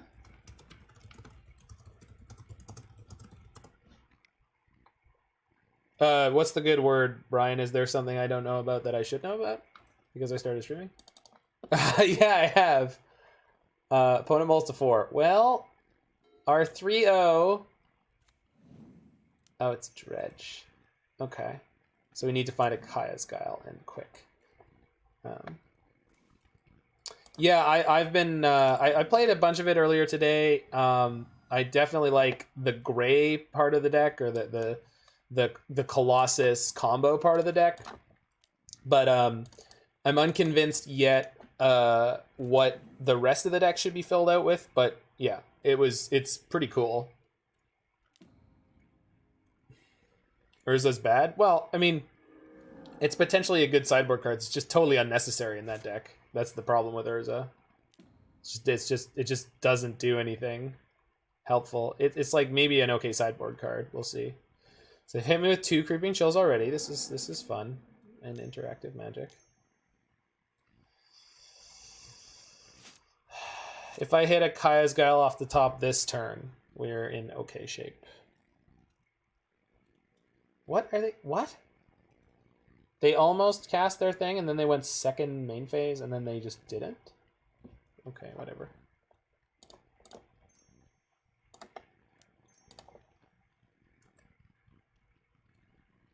Whenever you play a creature, they mill Conflag in the first 2 turns. Yeah. I suppose that happens sometimes. I want to play this other bird. I have to shock for it or get a second basic forest. I guess it's not really a problem.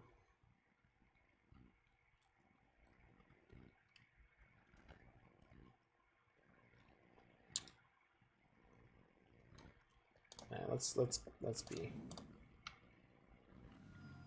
They didn't conflag suspicious. I don't think that's suspicious at all. I think they would want to prioritize playing a bigger conflag later. Oh god, they could conflag both my birds now, though. Sorry, I wasn't even thinking about that. Even though you were literally talking about it, I was like, conflag is good for killing human and good for killing bird, but not burbs. Plural. Mills the Narcomoeba, 1 prized amalgam currently in graveyard, so Lightning Helix, target acquired. Conflag Cooper, yeah. This should be cathartic, right? Yeah. Okay, well, we're going to be unable to play Niv this turn because I wasn't aggressive with my shocks.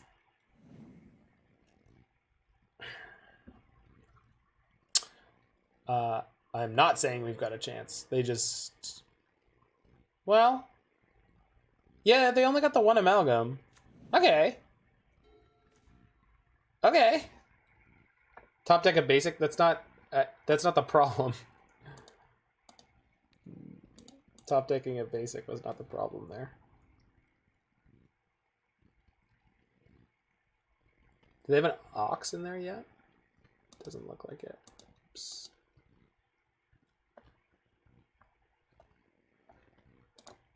No Ox is in there yet? Alright.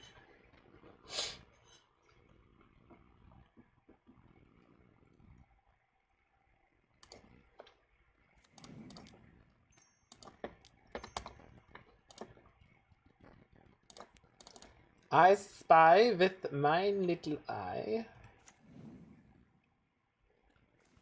Oh yeah!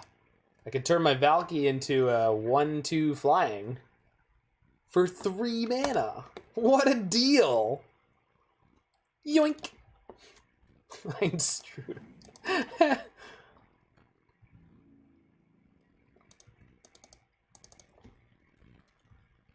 Isn't Thug actually good? I didn't think it was. Am I wrong?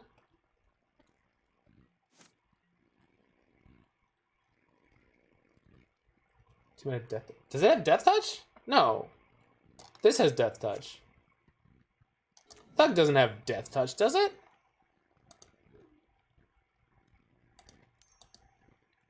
Thug has the... No, Stinkweed is the one with Death Touch. It doesn't actually have Death Touch. It has delayed Death Touch. It has Death...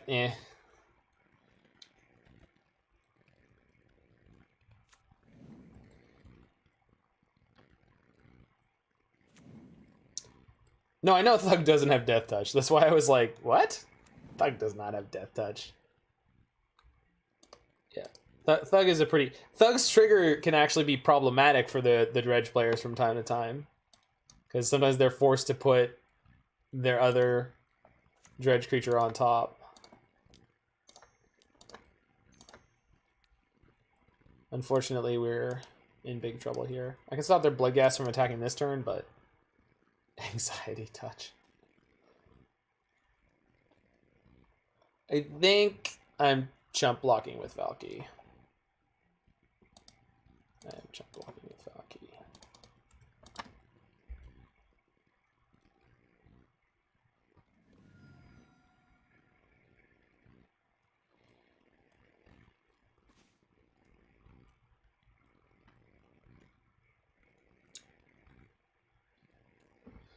Well, I don't know what combination of cards Niv could draw to get me back into this game, but Niv is the way to go here. Fortunately, I'm just dead on board. But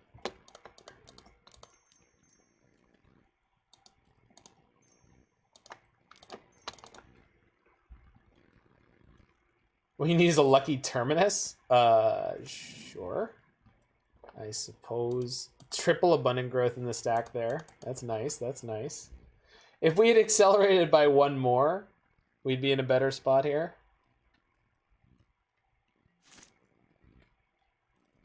So they have a conflag in their graveyard, so they actually don't need to do anything at all. They just attack with all their creatures and then conflag me out, and I'm toast. They can loam first if they want. It is technically possible that if they play a fetch here... Yeah, they didn't. Yeah. If they had played a fetch there and tried to fetch a land out of their deck, they might have missed, but they didn't. One assumes they are a well-seasoned dredge player. They hit 3 Creeping Chills exceptionally early, so we can tell that they're very skilled. If this is the conflag, then I'm just going to scoop it up. If it's the Ox, I think I'm still just dead on board. 1, 2, 3, 4, 5, 6. And they're likely to mill the Creeping Chill if they cast the Ox, so...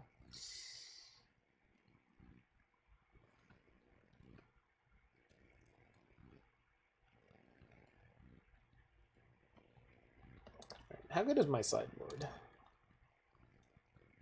Not good. At all. So the 4 Kaya's Guile's got to do the heavy lifting. Interesting.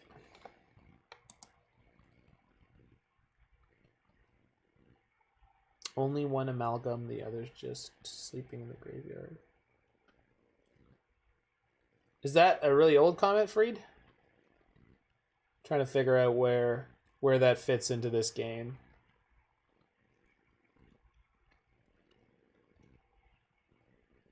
The point is they can attack with everything I can... If they don't kill my Niv with this conflag that they're theoretically casting, there it goes. I block the Amalgam, I take 6, and then I go 2, 3, and then they have a million cards. Yeah, they just go upstairs? Sure. No problem. All I need to know is they weren't casting an Ox that I didn't actually make sure that they didn't have. Alright. Our plan to win this matchup is to hold up a 3-mana spell. Gosh, that does not sound appealing.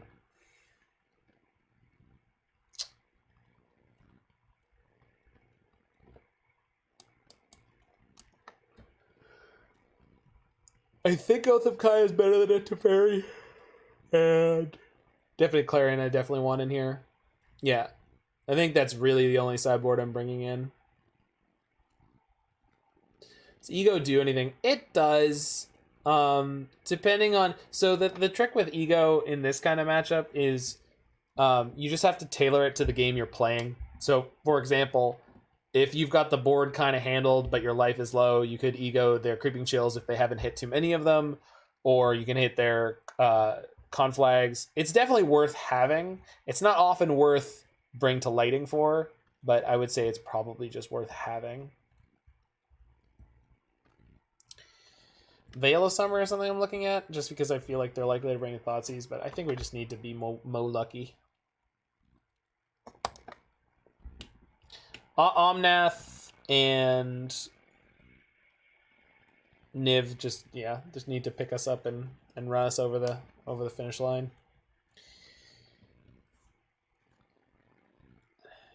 Planar Outburst. Yeah, I never played that standard. I came in right after that was on its way out. I played a teeny tiny bit of it. The same is not good enough. It's a good hand, but it's just not good enough. There we go. That's the one. That's the one that I want. The one that I want. So I can't get Steam Vents with this because I need to play a Birds on 1.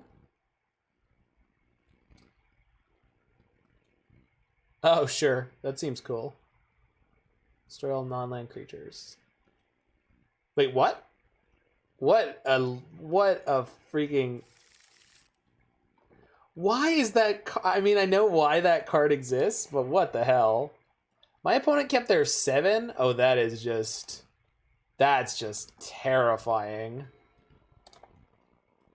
No likey. No likey. We'll go Breeding Pool on this. Noyan Dar Whale Shaper. Yeah. I guess the Awaken mechanic, right? And it's on the card too, right? So if you... They would have to make it really awkward.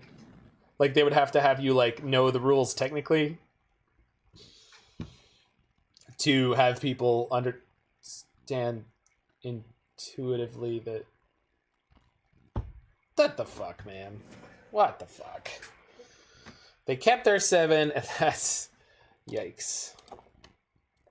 Alright. Alright. Yeah, Awaken's a great mechanic. I really like that mechanic. They dredge Stinkweed.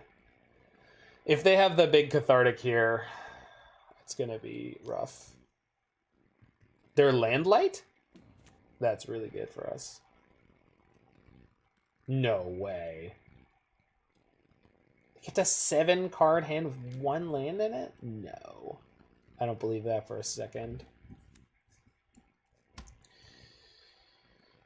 And I was right not to. Hooray! I love being right.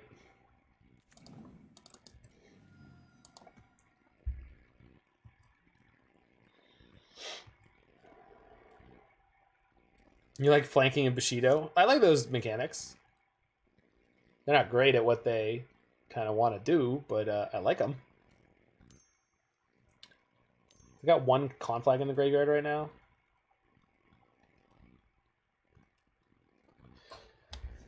I really want a Kyle's Guile here, but I really should not.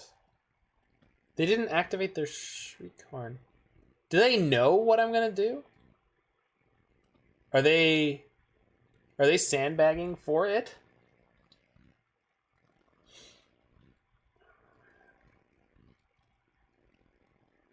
Do it, you guess. They have so much more dredge afterwards, though. Like, it's not... I don't get basically anything relevant off of it. Like, and they kept a 7-card hand. Like, they could still have a Cathartic. Yeah. I know, I'm just... I've never played against a dredge player who's been able to, like, potentially slow roll their... I've just never seen a dredge player do this. Like, they had more dredging they could do there, and they chose, for strategic reasons, not to do it. I'm not saying that, like, dredge players are bad or anything like that. That's not what I mean. I just think I've never experienced a dredge player not needing to just jam. It's just kind of jarring. Like, they're literally keeping this Shriekhorn so they can rebuild after I nuke their graveyard. And potentially they're not even sure what I'm planning on doing about it. Although, if they're a seasoned player, plus the Niv, this version of Niv is probably making the rounds right now, I would say it's incredibly likely. Riot is better Unleash. I mean, they're different, right? Detain, I found incredibly frustrating, just because so many of the effects that I expected to be instant with Detain were not.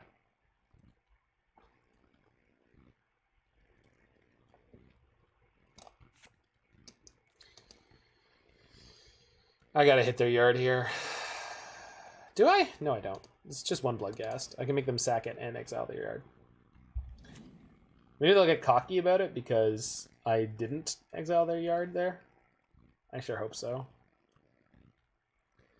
Because at the moment, I think I'm going to hit them end of turn with Kaya's Guile. Assuming they don't go crazy on dredging and stuff. And then untap and play Omnath. Oh, we got a pull! Cast your ballots, folks. What is the best of these keywords? Replicate, awaken, detain, dredge, and storm. Excellent choices all. Oh, it's a tight race.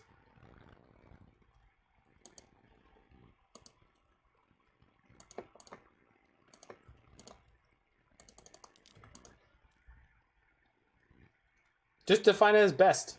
It's your definition of best. I assume. I don't know. Maybe Alex wants to be draconian about it. Or whoever created the poll. Man, we got some serious...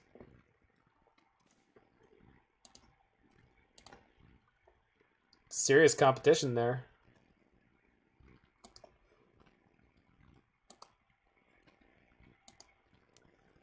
I have red mana. I can't play Omnath.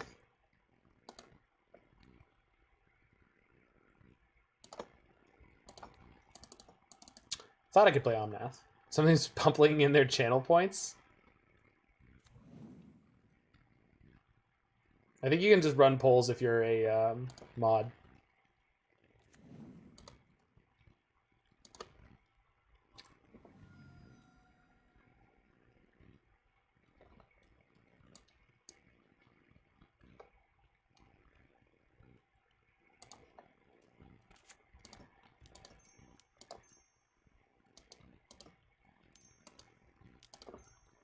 Okay, so we're going to go Omnath into, hopefully, BTL next turn. We'll see.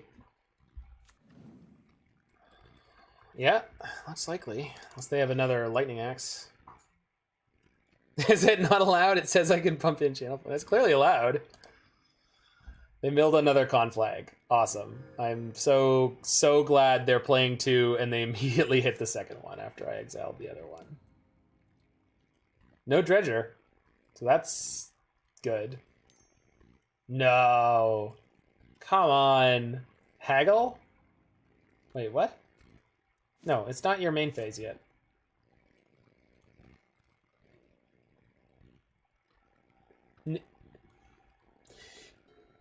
Now it's your main phase.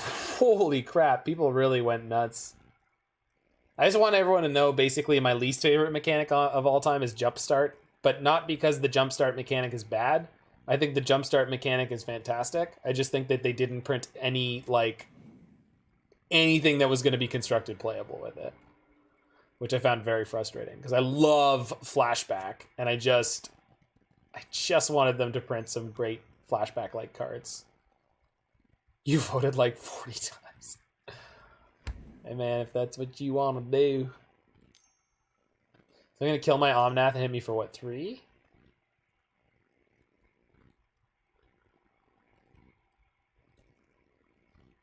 Yes, this is the most popular poll in the history of the Mana Symbol stream. I want a PTQ with Blue Red Phoenix, had some Jumpstart cards in it. Sure. Which ones? It was just the blue one for one in a blue. Yeah, Radical Idea. Yeah. The draw card was good too. The 3 in a blue. They're going for 5. They're keeping 2 cards in hand. All right. And the haste. Oh yeah. Maximize velocity. Great card name.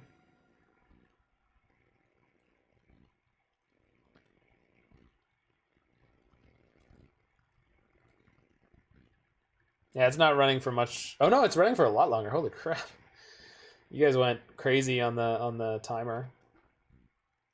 Okay, so I could just BTL for another Kaya's Guile, but I think what I'm supposed to do is BTL for Niv, assume I'm going to survive the next turn, and then win with the cards that Niv draws me.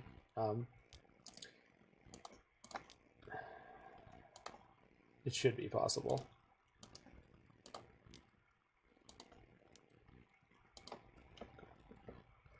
Whee!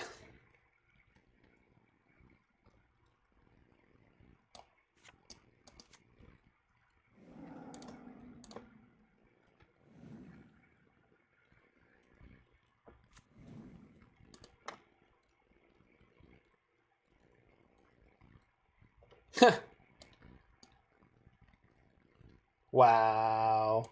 That is not a great BTL. Hopefully 6 points of life gain is good.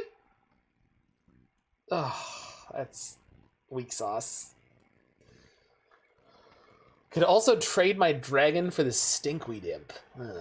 Well, they're down both conflags, and they've lost their Creeping Chill, which didn't trigger. So that's kind of...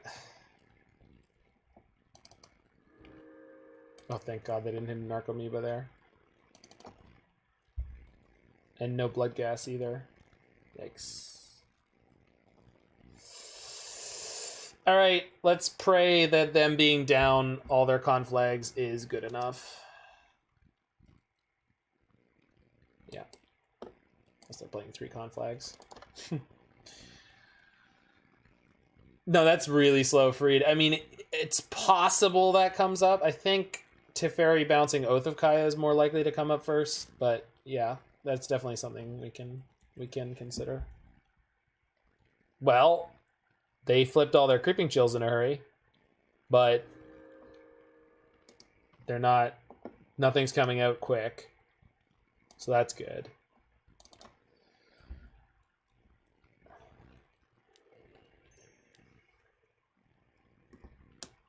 That's a loam.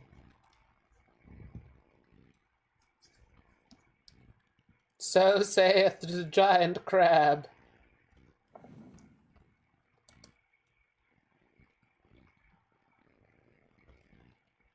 They do have the last Creeping Chill in their deck right now. Yikes. Oh no. Oof. Oh shit, Ox. Oh God, we're just so dead to the Ox. Fuck, man.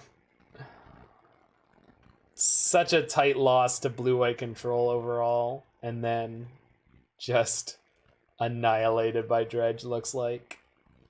They have Dredge 5, 10, 13, and they have 19 cards in their library.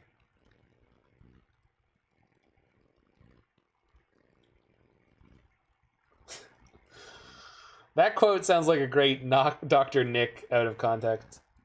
Nothing coming out quick, so that's good.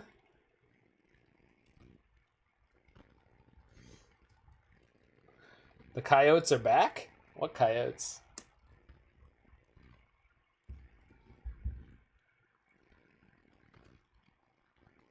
Oh, nice. No, it's Nick with a K. Green? What the hell is about to happen to me? What? I'm so confused. I'll take the one.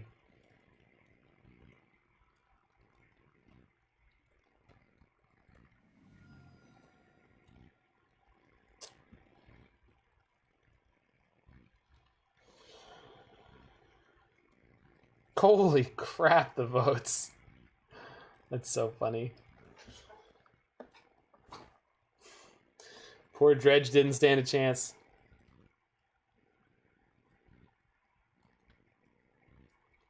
Do I Teferi to try to just like draw Sun Shock on your upkeep? I don't know why they'd wait till my upkeep.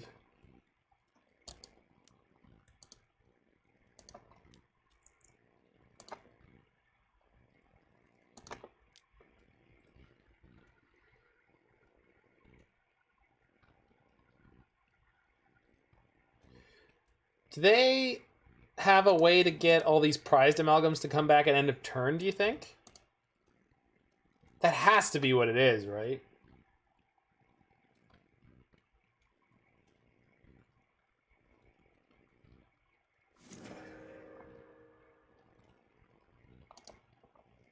Has to be what it is.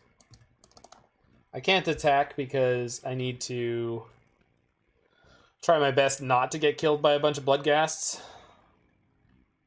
Yeah, okay, so they're looking to just see if they can flip a Narcomoeba here. I guess they're about to Dredge 5. It's pretty damn likely.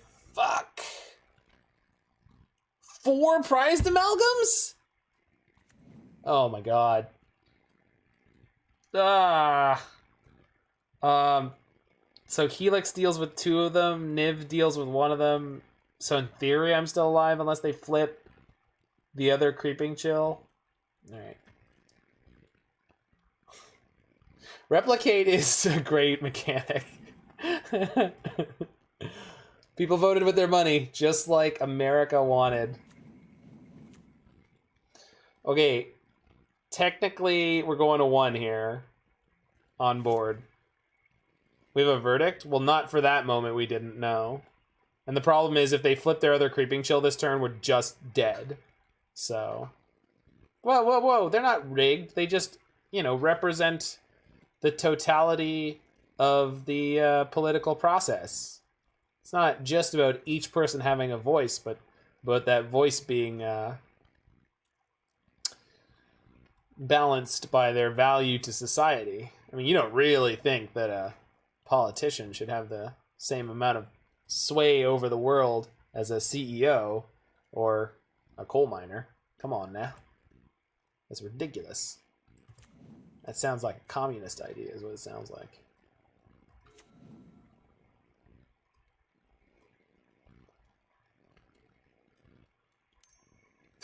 Oh no. No, we want everyone to vote, Roy. We just want the votes to be worth different amounts.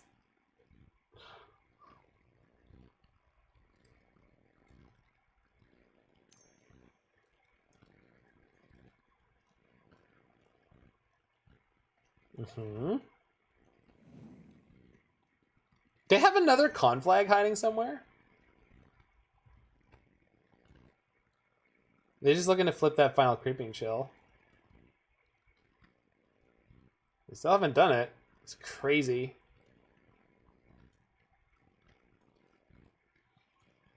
Double axe.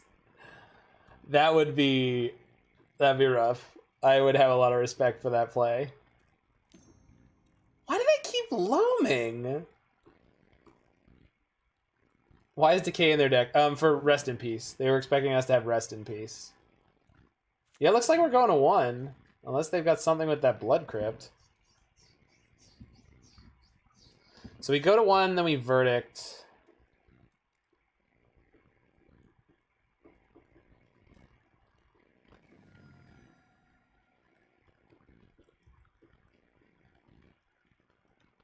Niv decks did used to play Rest in Peace in the sideboard, Freed. So that it is a reasonable sideboarding choice for them. They literally played Rest in Peace in their Wrenn and Six deck. So yeah, so we're going to 1. 1, not none.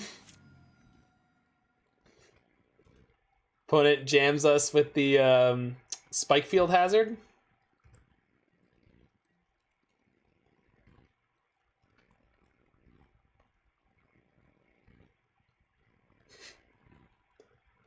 That wouldn't surprise me if it were true, Stevie B. That wouldn't surprise me if that were true. Gutshot would be. Gutshot would be something. They don't appear to have any Bloodghast right now. How many did I hit earlier? Did they board some out, or are they stuck in their hand? Okay, so 1, 2, 3, 4, 5, 6, 7. I can Verdict into Teferi. I think that's the only thing worth doing. No, I mean, I've seen the like the WHO polls and stuff that have rated all the democracies on the planet and have had America in not the greatest standing. Still dead to chill. I'm aware of that, but there's just nothing I can do about it, right? I can play Teferi this turn, bounce my Oath of Kaya for next turn. That's like the closest I can get. The closest I can get. No, we're not. No.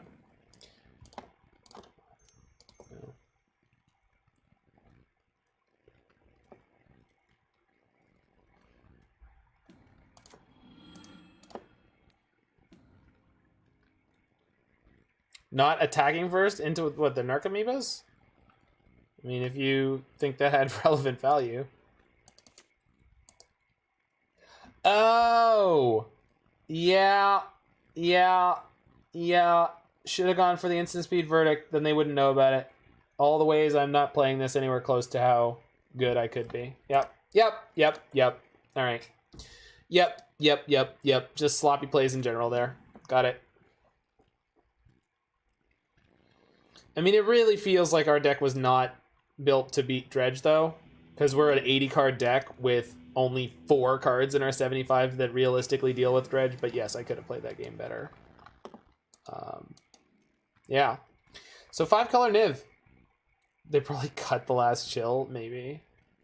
They did last time I played against them, and we won because of it. Yeah, Niv's still a great deck. Very tricky to play. The mana gets super complicated sometimes, especially without Astrolabe, but with the Triomes, you have a really good set of different mana plays that you can do and do well with. You just need to be cognizant all the time. Always thinking of getting to Omnath on 4 mana, 5 mana, because that's definitely some of your most powerful lines, period. This particular setup is not well hedged against Dredge. We saw that there. Match against Blue Eye Control, I think easily could have gone our way if I had just been a little more heads up about the Teferi 3 in game 2, but I wasn't, and that's fine, because it's a complicated... You'd have to take a lot of game actions, and so playing this deck when you're in a very distracted environment is less than ideal. But that said, it's still probably my favorite deck in Modern right now. Just playing a 5-color quote-unquote control deck is everything I want to be doing, especially when you're playing so many awesome 5-color spells. Decay is better than Trophy, only real difference I see from other lists. Yeah, that's an interesting point. So... Abrupt Decay is better in the more aggressive meta. The meta when it's full of prowess, burn, taxes, all of these kinds of things. Abrupt Decay is generally better, and the more mid-range and control the meta gets, the more Assassin's Trophy is good. With the biggest appeal being... yeah, here it is. The biggest appeal of Assassin's Trophy is destroying larger things and not destroying them in the early game. The uncounterability of Abrupt Decay is occasionally useful, but the more important thing about the card is that it's not giving them a land. So that's the biggest difference. We are going to move on to some Soul Rider. So stick around for this sweet 4-color nonsense chord deck, and if you have meanwhile future on the YouTube, make sure you hit that like button, smash that subscribe button, and check out any other videos that interest you, and I will see you there.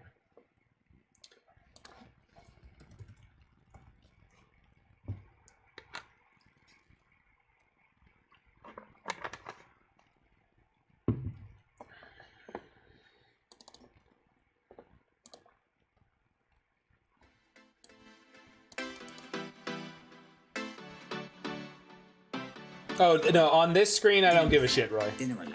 Watching TV alone. All right. Because this Dinner with Fred. this one doesn't go on YouTube much. But I could do... Dinner with Fred. Dinner alone. Watching TV alone. On hook this already, please. I don't deserve That would help. That probably looks better.